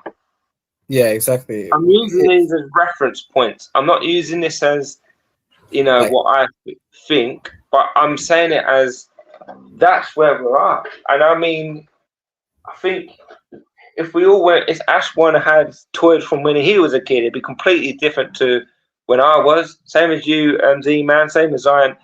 You're all gonna have different toys in different ways to how I think. So I always think that I understand why people say certain things, and I get it. But actually, for me, seeing the evolving of time, like from what I had to now, I feel like it, seeing things come out of a comic book and into your actual hands, like in your hands, and you can cherish it. I think that's the beauty of it. What you got, Zion? Some like old wrestling figures that I still have, and I was like, I kept playing with them from like years ago. And then I had started this off like multiple times with like these like old like style like GI Joes. They're like from the 90s. Then I keep in box. Yeah, like that shows like how different things had before and what we have now, and like how things have changed. It's so cool. Let me see. Yeah, like we are spoiled, and we sometimes don't appreciate the stuff we have, but we all like what we want. So it's like I have some stuff like I do have this Toybiz thing. I didn't grow up with this, but I got it because of the nostalgia thing. Yeah, this is the Toybiz Zman Marvel Hall of Fame figure, and then like something I grew up with, which was the Jazzware Street Fighter figures, which was the Akuma. Yeah, and that's so like you can tell the difference of like what we had before and everything. And like, look, the only accessory here is the beads. Yeah. We all like, you know, we're like, oh, I think that's an essential. That's the thing that should be that should come with it. And then with the Iceman, he just comes with his ice slide and a card. That's it. And that's the older figure, and you're like, well, maybe we should, like, when we do get the accessories, we should be over the moon of like, whoa, that's so cool. We have this many accessories. But also, if we don't get, like, I do get the whole like counterpoint of like, for Spider-Man, we expect the multiple hands. So like, we think of like wall crawling hands, webbing, like thwip hands, and maybe a fist. You know, but the Toy Biz, I didn't collect Toy Biz Spider-Man. I might have had a Spider-Man from Toy Biz when I was a kid, but I can't remember ever coming with webbing. I think I used to have to make its own webbing with string and tie it. Yeah. And like I said, I used to swing them, and then try and hook it onto another part to make sure it looks like it's swinging. It's using your imagination, and I think where the world is going right now, it's easier to just AI, or it's easier to just go, if we had this hand and if we had this web and we had this, it can have all these effects. But actually, when I was younger, we used our imagination to play with these things, or we used to create and design. Zion did it the other week with Daredevil. He changed the banners and created his own version of Daredevil, and in his mind eye, it is much better than what it come with in the first place. He used his own imagination, and that's where I think all is the most important part. If you can use your imagination and create it, no one else is going to do that. And that's what these figures companies are there. They understand people want hands, heads, and all that. They give you something, and then people want more. They want more from you. They want more from, and like I think it was Dwight. Well, Dwight said it on one of his live streams, or someone live. He turned around and said, "If you want that, then you're gonna have to pay for more money." So for a figure, how much more can they put in a box or not? And I know people go, "It wouldn't cost X amount and Z," but actually, how much does it cost someone to 3D print a figure or a hand or a head? And again, that's where it comes from, the artist itself. They could do that for you, get the right colors, etc. But the time, the effort, the creativity goes with it. It's going to cost. Everything will cost. It doesn't matter, I play football, and I'm using it as an example, and I'm lucky enough to be paid and stuff. But when I was playing, people are paying you for what you're good at, and if there was what they expect from you, and if you didn't perform to that expectation, then you become a flop or you become something. And that's what people don't realize, these little fine little tweaks, and you can't get everything out of everyone. That's how I look at it. Yeah, exactly. Yeah, well said. And of course, getting back into this, like how we think of art in action figures, accessories was a big thing of like having this and this and that, and like as long as you have something, it's cool. Or even if you don't have anything, you can use your imagination to create that art that you want. But well, you all do photography, don't you? Mm-hmm.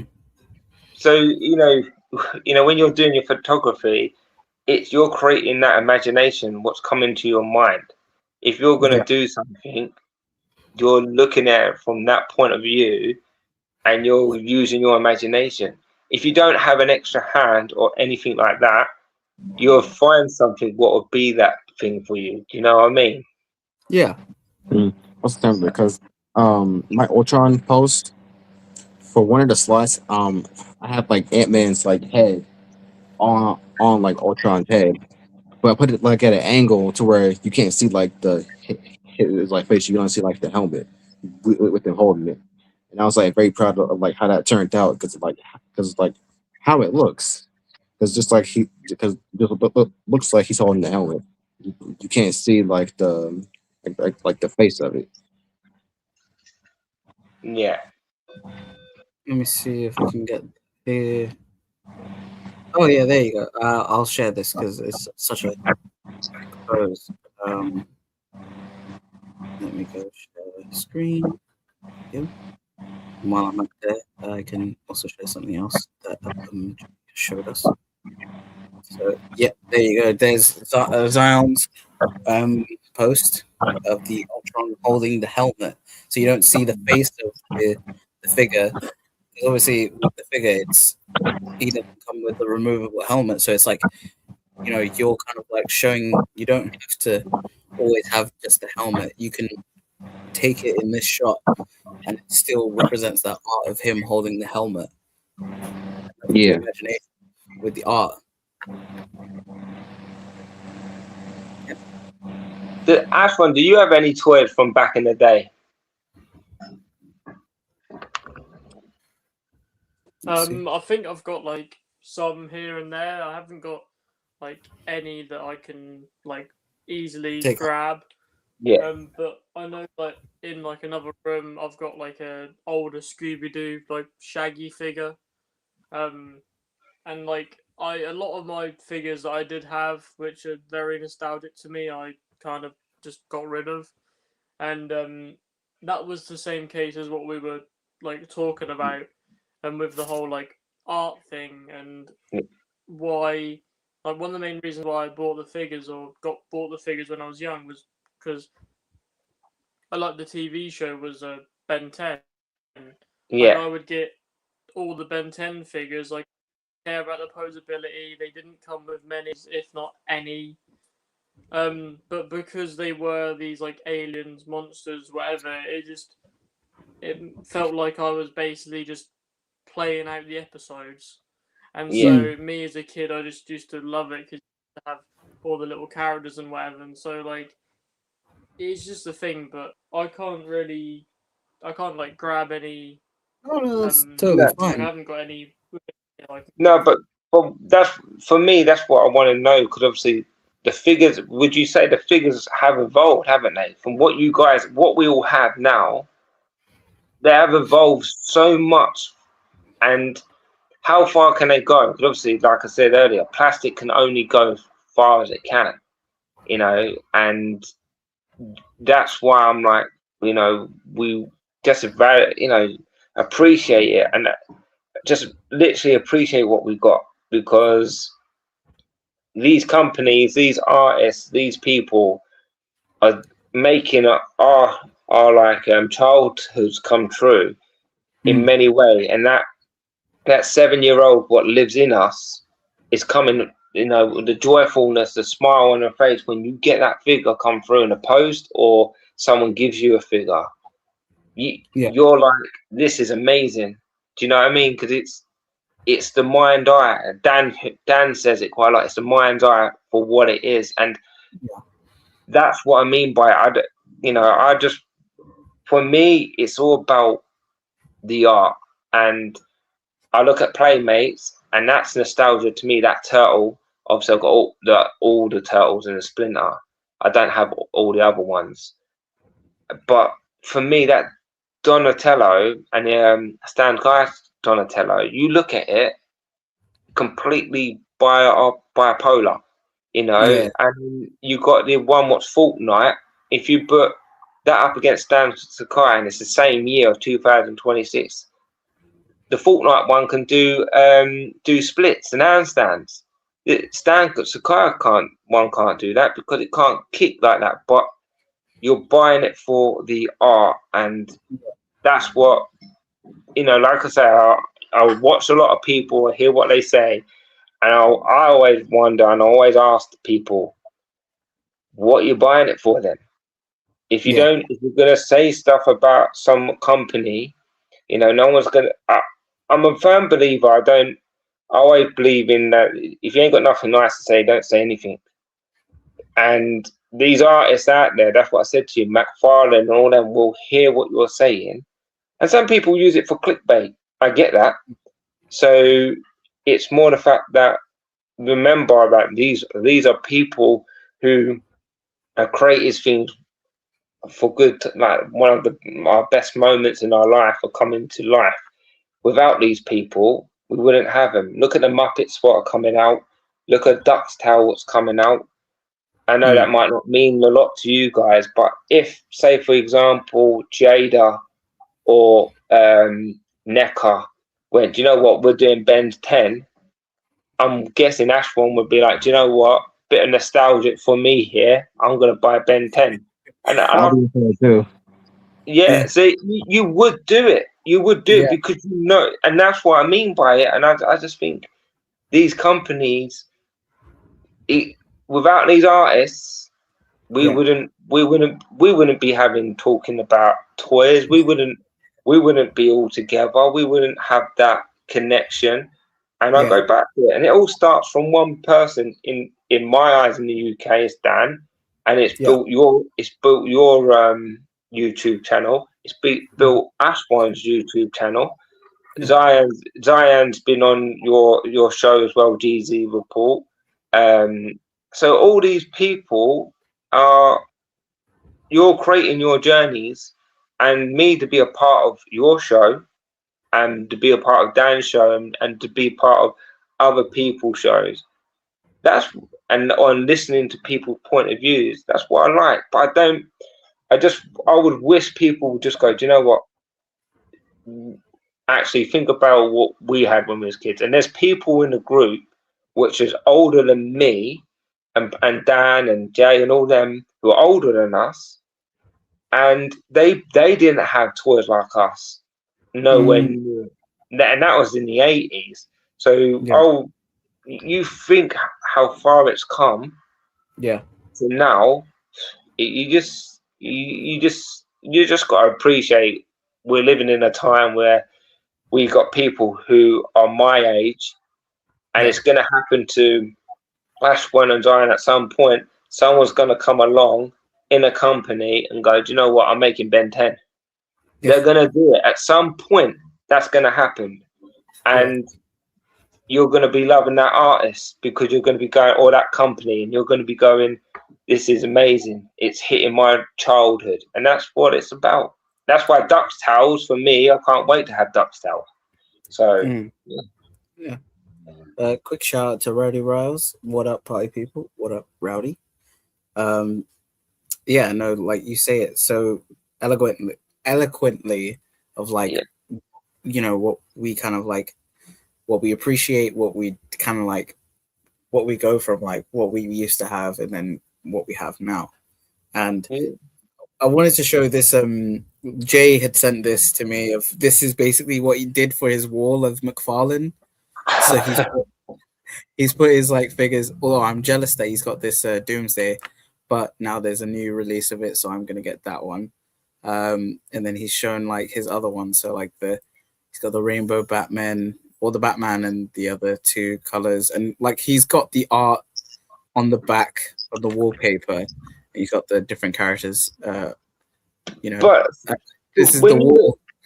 when you look at that, look at the imagination behind it. That's for me. If I was, if I cut that out, if I cut that out and went to Jay's house and just, you know what, I'm going to cut it out, and in that someone could come along or someone could see this and go, this is art. I love this. How much do you want for it? I know it sounds silly, but no, for me, I've never seen something like that. Jay's just created that from his imagination, and he's done that, and people are going to be like, that's amazing. And that art, and that's art. And then people looking at it and just go, that's worth a couple of thousand, that. And even though you might think, you know, it's not, people will do that because it's unique, it's special, it's something outside the box. And you got to give it credit to Jay on that point of view.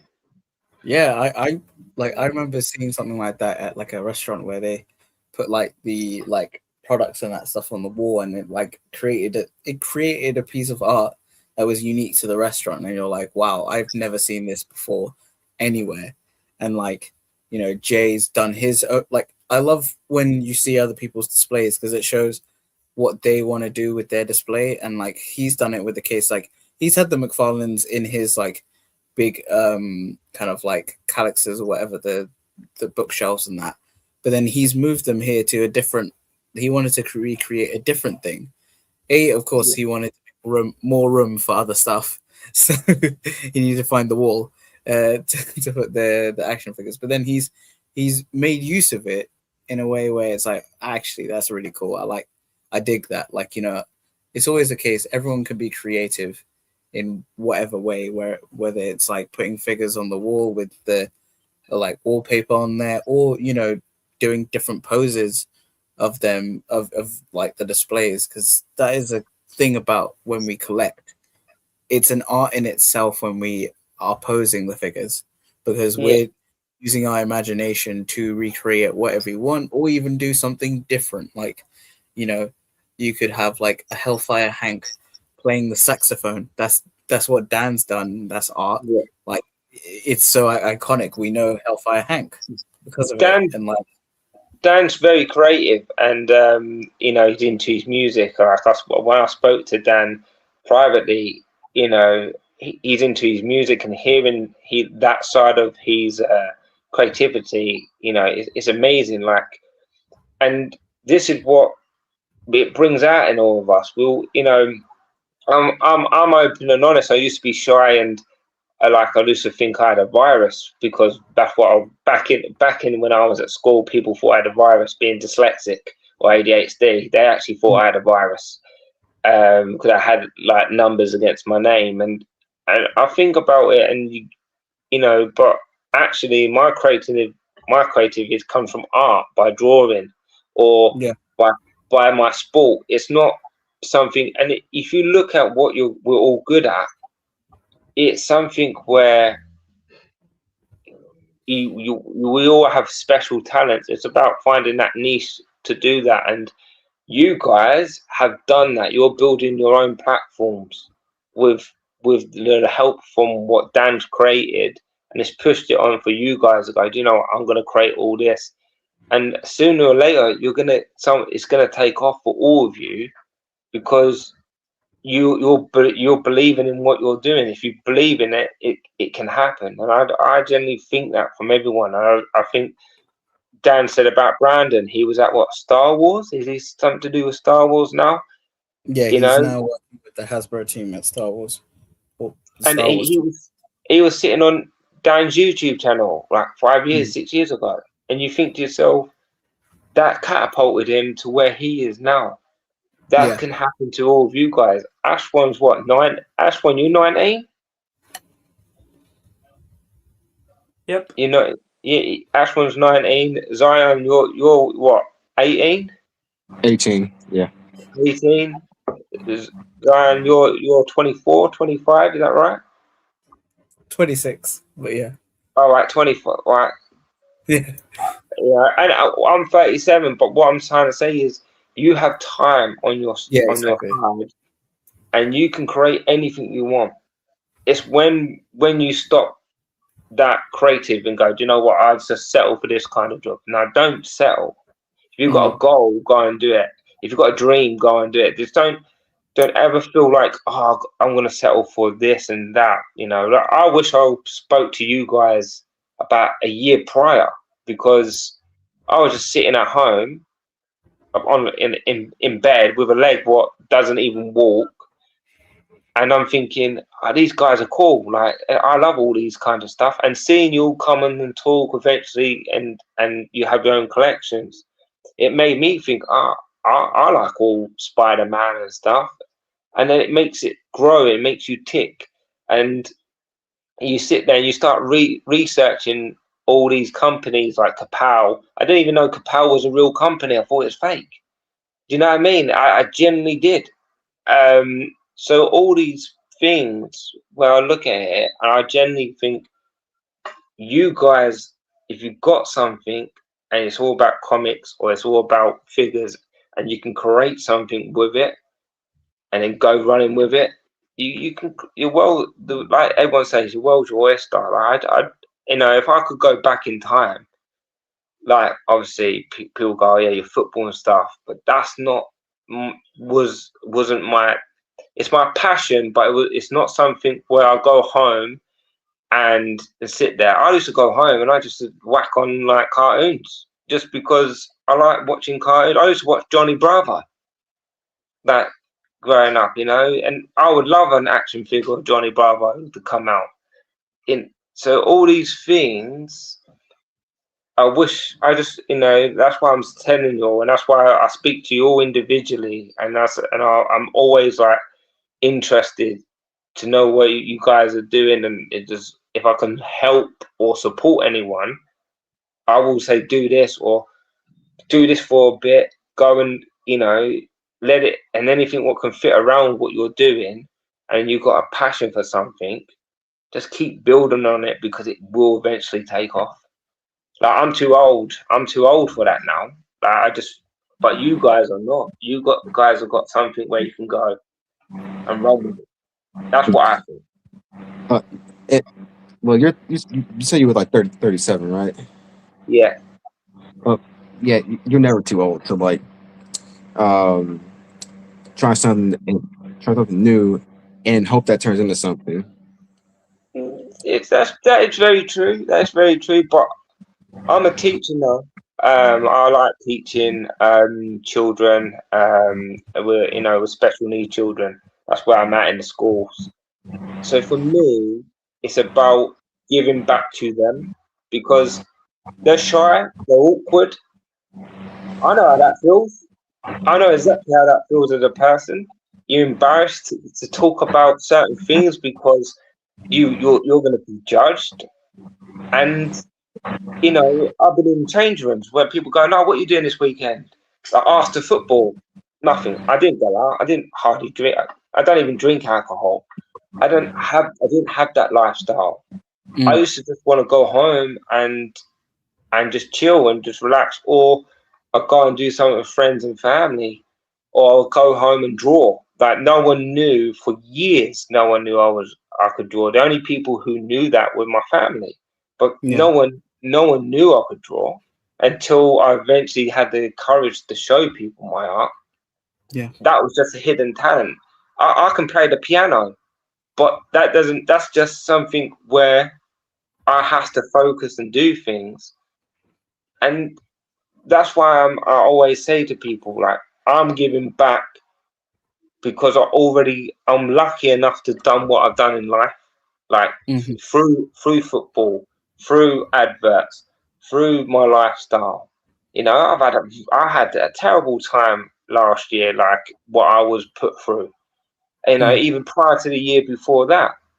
But at the same time, I knew in myself that I know what I want to do. I want to give back to people. And that is all I want to do because, you know, you want to have a legacy, right? yeah. So how do people remember you by? That's what I think. I think if people can remember me by, if it's talking about toys, if it's other people remember me by through my football or art or anything, I've already hit 3 or 4 things on the head. I've done what I've done. Where I'm always now encouraging people who go, you gotta do what you gotta go and do. These YouTube channels help me mentally because I'm sitting down and I'm listening. And when people talk about their challenges, there's no different to what kids I teach today. You know, I'm using it as an example, but I had a kid come up to me. I didn't realize he had one leg because I didn't judge him. I just spoke to him about football because all he was interested was football with me. He knew I played football. He wanted to talk football with me.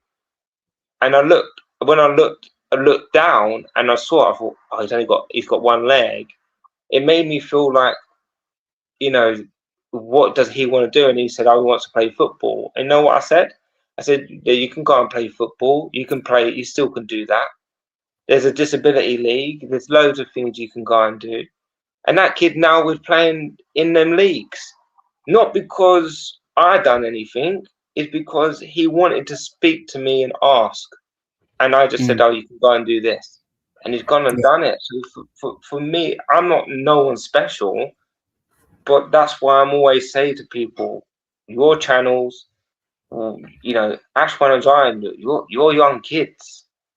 Like, man, I wish I was 19 again. Obviously, I know I went to America at 19, but in my mind, you guys got the world's your oyster, and you're collecting your figures now. That's gonna help you in life to come. I'm not saying you're gonna sell them, but whatever you have now, you look around you, you have now, and you keep building and building and building.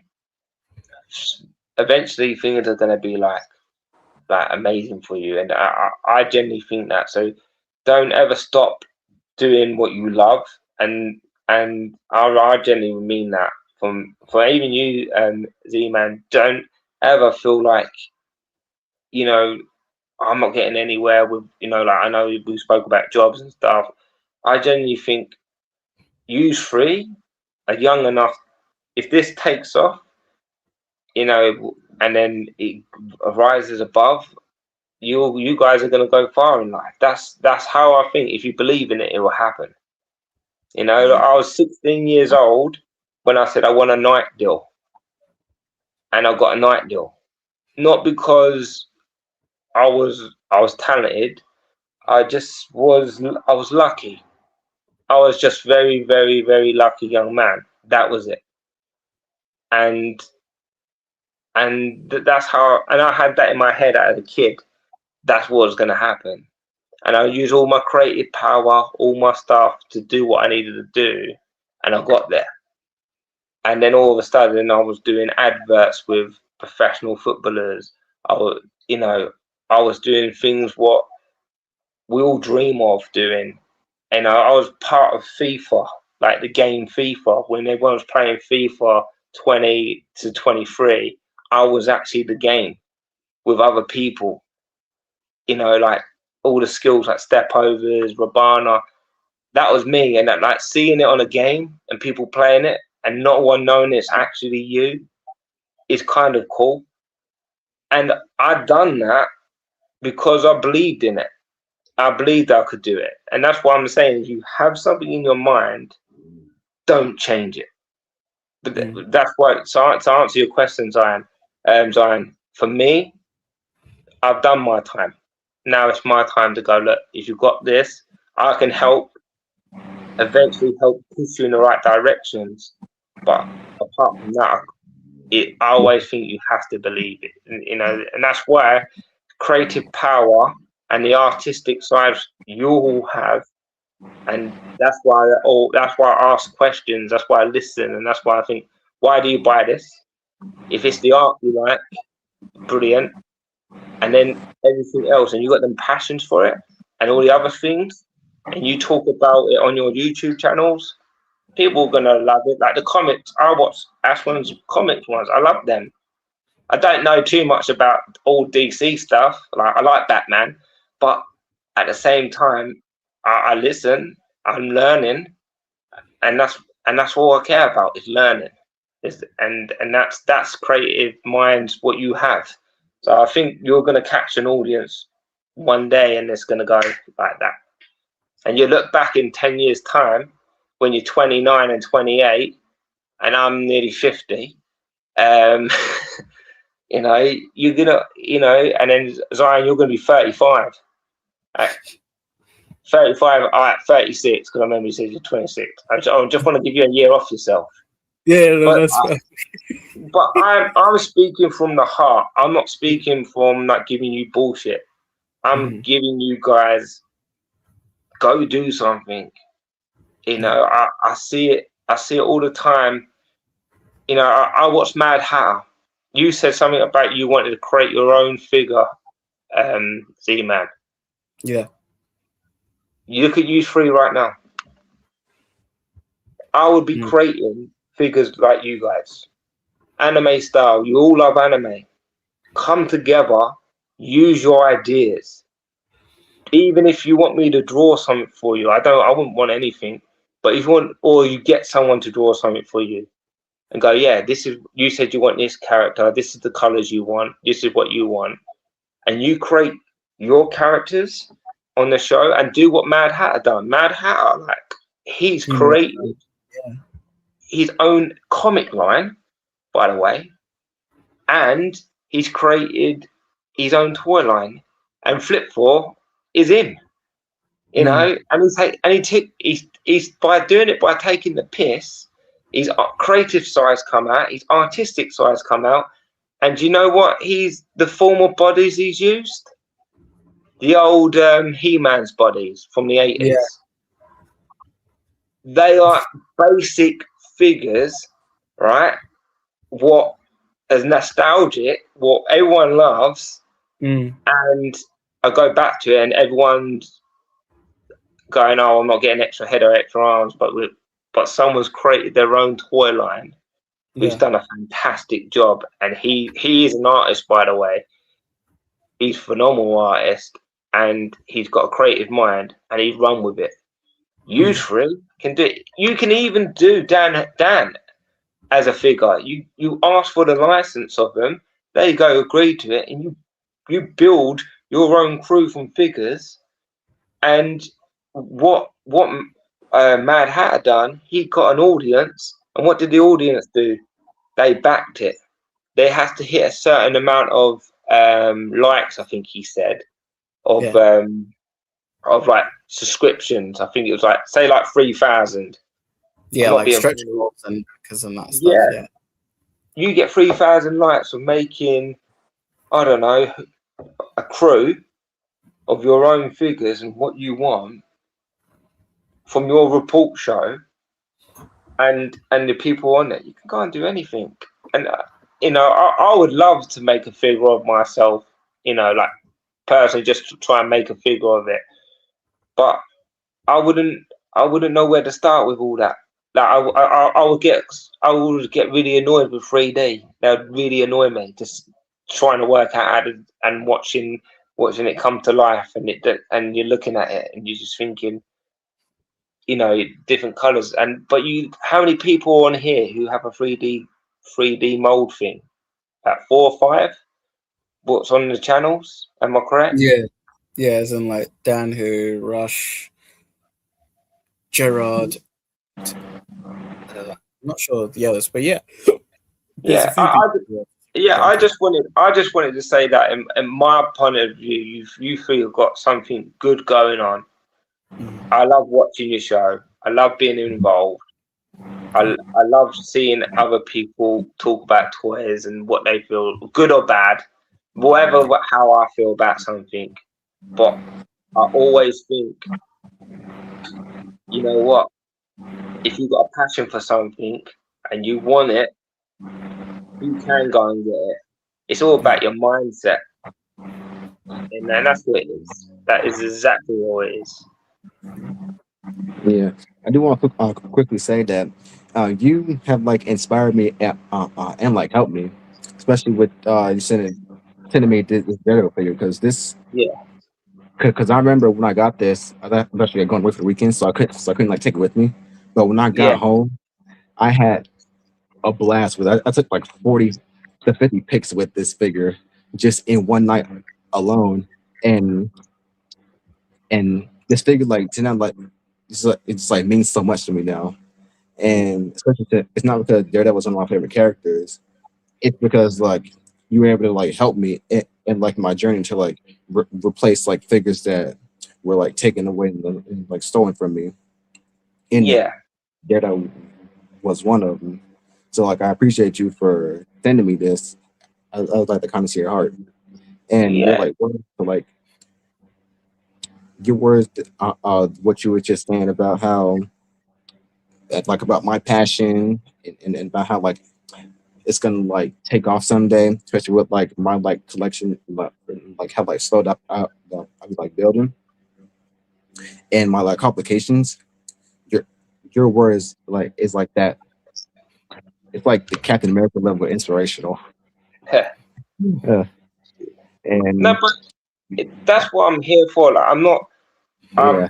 I'm not come on to be like, oh, this is what I think or feel. Like, I've been there. I've been judged. Like, Hmm. we all been judged. You know, like in different ways. Like, you know, what I mean, oh, why do you collect toys? They're from our own parents, right? I mean, Yeah. like you know, we all been there. I've been there. Like I don't get anything delivered to my house. I get everything delivered to my mum and dad's house because they're retired. Well, my mum is anyway, and I know she's in, and they go, well, "Why are you getting this again?" As I said, because I enjoy it, and that's it. And they bought into that. Now as I'm older, it's my money. I get to do what I want with it. But what I'm saying is for you guys, it's completely different. Like if I can help people, I will. That's my nature. That's what I do for myself. You know, like I always listen. The thing is, I listen to what you're saying. You know, I listen to what someone says. If there's a story to be told, I will listen to it because that's a lot of people will sit there and listen, but some people don't take in exactly what you said, and that's what's happened to me in the past. Like people listen, not taking anything in, and you feel like you're not being heard, and it kind of can become frustration and stuff. But like I say, I mean, that's why I do what I do now. I give back. I, even outside of my teacher, I give back. I give back to everyone. I mean, not many people know, but I have a niece who died, and I play football for Tilly's, and that's when some people see me put pictures up of me playing football, and that's me raising money, not just for Tilly, like for Tilly's charity. What I do is I will find stories about people. I will read stories daily, and I will raise money for them people, and I will give them money. It'd be thousands. It might be a couple £100. It might be someone who really wants something but they can't get it, and I will go out and personally go and do that for that someone. It's not me being like Santa Claus or anything like that. It's me going. I know what it's like to struggle, being poor, being in a background where I'm lucky enough that my family, but me and my brother first, took us to Florida, took us and bought us things when we was a kid. You know, they saved their money. They didn't have parents or grandparents what we have now, where they die and you got 300,000 coming your way, like from their house. They come from a era which nothing, they had nothing, and I've been brought up to be like, well, this is how it is. If you want something, you got to work towards it. If you believe in it, it's gonna happen. You know, and that's why I'm so passionate about certain things, and that's why, like, I helped you out, and I would help. I help out Ashwan if he needs help. I've already offered the help to him.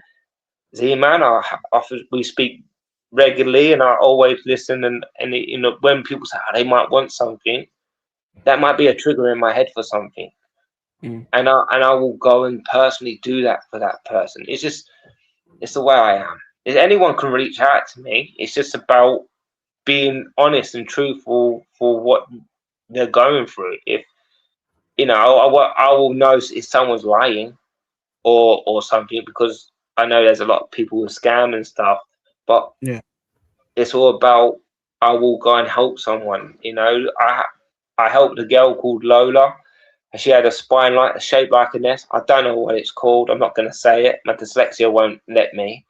But she had a spine put back straight and brought it back together. We made a couple of grand for her, and we gave it to her, and she was happy. Was it scoliosis? What's that? Was it scoliosis? Yeah, that's it. Scoliosis. That's it. Yes, that's it. And she's now back playing football and stuff, and she used that money for whatever she wanted to go and do. I don't give the money to charity because I don't believe it goes to them people. You know, what do you get out of it? I'd rather give that person the money, and then they can make a memory with it, and that's what it's all about. So yeah, that's a different story. That's a different background to me a little bit, but it's not why I do these things. It's because, like I said, I'm lucky enough to do what people wish they or dreamed of doing, and I'm lucky enough to be in a role I'm in now where I can help people achieve things in life. And when I see 3 young people on the screen, I think, well, I can help them. And yeah, that's why I like talking about the art thing, because you see a different side to me and going, oh, well, Scott said this about that character, or he said, it's because I believe in it, you know. And that's what I mean. It's just, I always say, I think Dan could do fantastic with his channel. You know, I say that. Yeah, but he's got a full-time job. It's hard. He's got bills and that. You 3 right now, you don't. You might pay rent. I don't know. But what I mean is, you don't have what he has, where his lifestyle was like, oh, do you know what I mean? And it's like my lifestyle. Mortgage, car, whatever.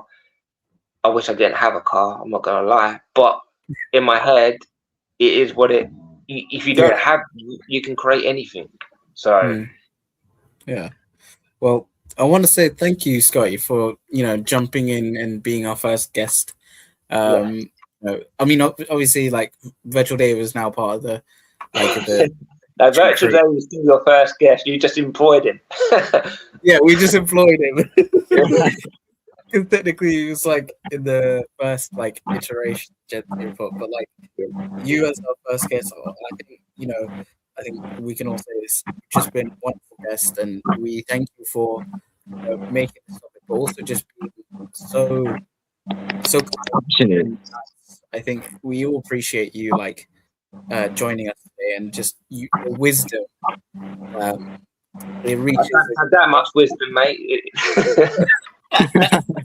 No, like, honestly, generally, these chats, like what we've been discussing and how kind you are. I think we need more people like you in this space of collecting, because we have a lot of people who are very, you've seen it, where there's like negative people who are very like rah, rah, rah, but you're so Everybody's custom. I'm not trying to expose him, but yeah, fine. But like, who did Zion say? I just laughed because you made me laugh. I thought, who did he say? Anthony's custom. Oh, okay. I don't know who that is. That's really that's on this. Well, we got of course, it's almost 4 hours. But, yeah. Sorry. No. We love. Yeah, exactly. We love to chat, and I think one of the things is like we don't have a time limit, so we're just like, I think these conversations are generally like they flow so well, and I appreciate you coming in and just like adding your experiences, adding your kind of like knowledge and wisdom, as you do have wisdom. So, but like, so let's do the big sign off. So, Scotty, where can the lovely people find you? Just on Instagram, at ScottyToyz. But obviously, if I'm on here, as in watching from afar, and obviously I'm on Dan's one as well, nearly every other week. But yeah, I'm just ScottyToyz on the Instagram, and if people want to reach out and they want to talk to me, or they have anything they want to chat about, they can. So I have not got a problem with that. There you go. I put the Instagram. Make sure you guys check it out. If you want to reach out, Scotty, he's a brilliant man, a very kind soul. So thank you, Scotty. Zion, where can the lovely people find you? You can find me here every Saturday. Hopefully my internet will be better next time. There was a thunderstorm There was actually like pouring down rain and thunderstorm during the stream. Oh, So we had a thunderstorm and pouring down rain. We got bloody heat wave. Yeah, we get the thunder and the nice. Well, I say nice, but it's not nice. But yeah. the rain. Every 2 weeks on Dan Who's Legends and Liquor. Sometimes on the after show if I feel like it, and most importantly on Instagram at collecting_chronicles. Don't forget the underscore for amazing figure photography. There you go, and make sure you check that link out. Good. Thank you, Zion. Ashwan, where can the lovely people find AU? So, Ashwan231 on Instagram, Ashwan231 Comics on YouTube, where I post my weekly comic videos. Please check them out, people. Here every week on the Gen Z Report. Of course, this week we got a lovely guest in ScottyToyz, but maybe next week, I don't know what we're doing next week just yet, so stay tuned for that. Of course, every 2 weeks, Legends and Liquor Group 2, the best group as always. And the extra show, I may be there, I may not, but if you haven't already, become a member to Dan Who, because you get the extra show. And also today he posts a member-only video of what he bought in the month of July. And so basically, you better watch that, because then you can see what other Legends or other stuff he buys within every month. So stay up to date with that. There you go. And I've put both Ashwan's YouTube and his Instagram, so make sure you check that out, because he does weekly videos of his pickups. You got to tune in. And last but not least, hi, it's me. Of course, you can find me here on Gen Z Report every Saturday. I always say, think of us as the appetizer to the Justified, but don't worry if you don't want to say that, it's okay. Just watch us. I'm joking. Yeah, you can find me here on Agent Zman, the channel, and you can find me on Agent_Zman on Instagram, where I do my photography. So there you go. Let me just put that link there. And of course, you can sometimes find me on the recap. Well, actually, you can find me on the recap every Thursday. Who knows if that will stay a current thing, as I've recently got a job, so now it's who knows about that. But yeah, thank you everyone for tuning in, and this is us signing off. Goodbye everyone. Let's do the wave. Good night. You requested. The Gen Z Report, your weekly dose of awesome. Toys and comics. Covering all the topics, week in, week out. That's what it's all about. The only source you need. The Gen Z Report. Gen Z Report.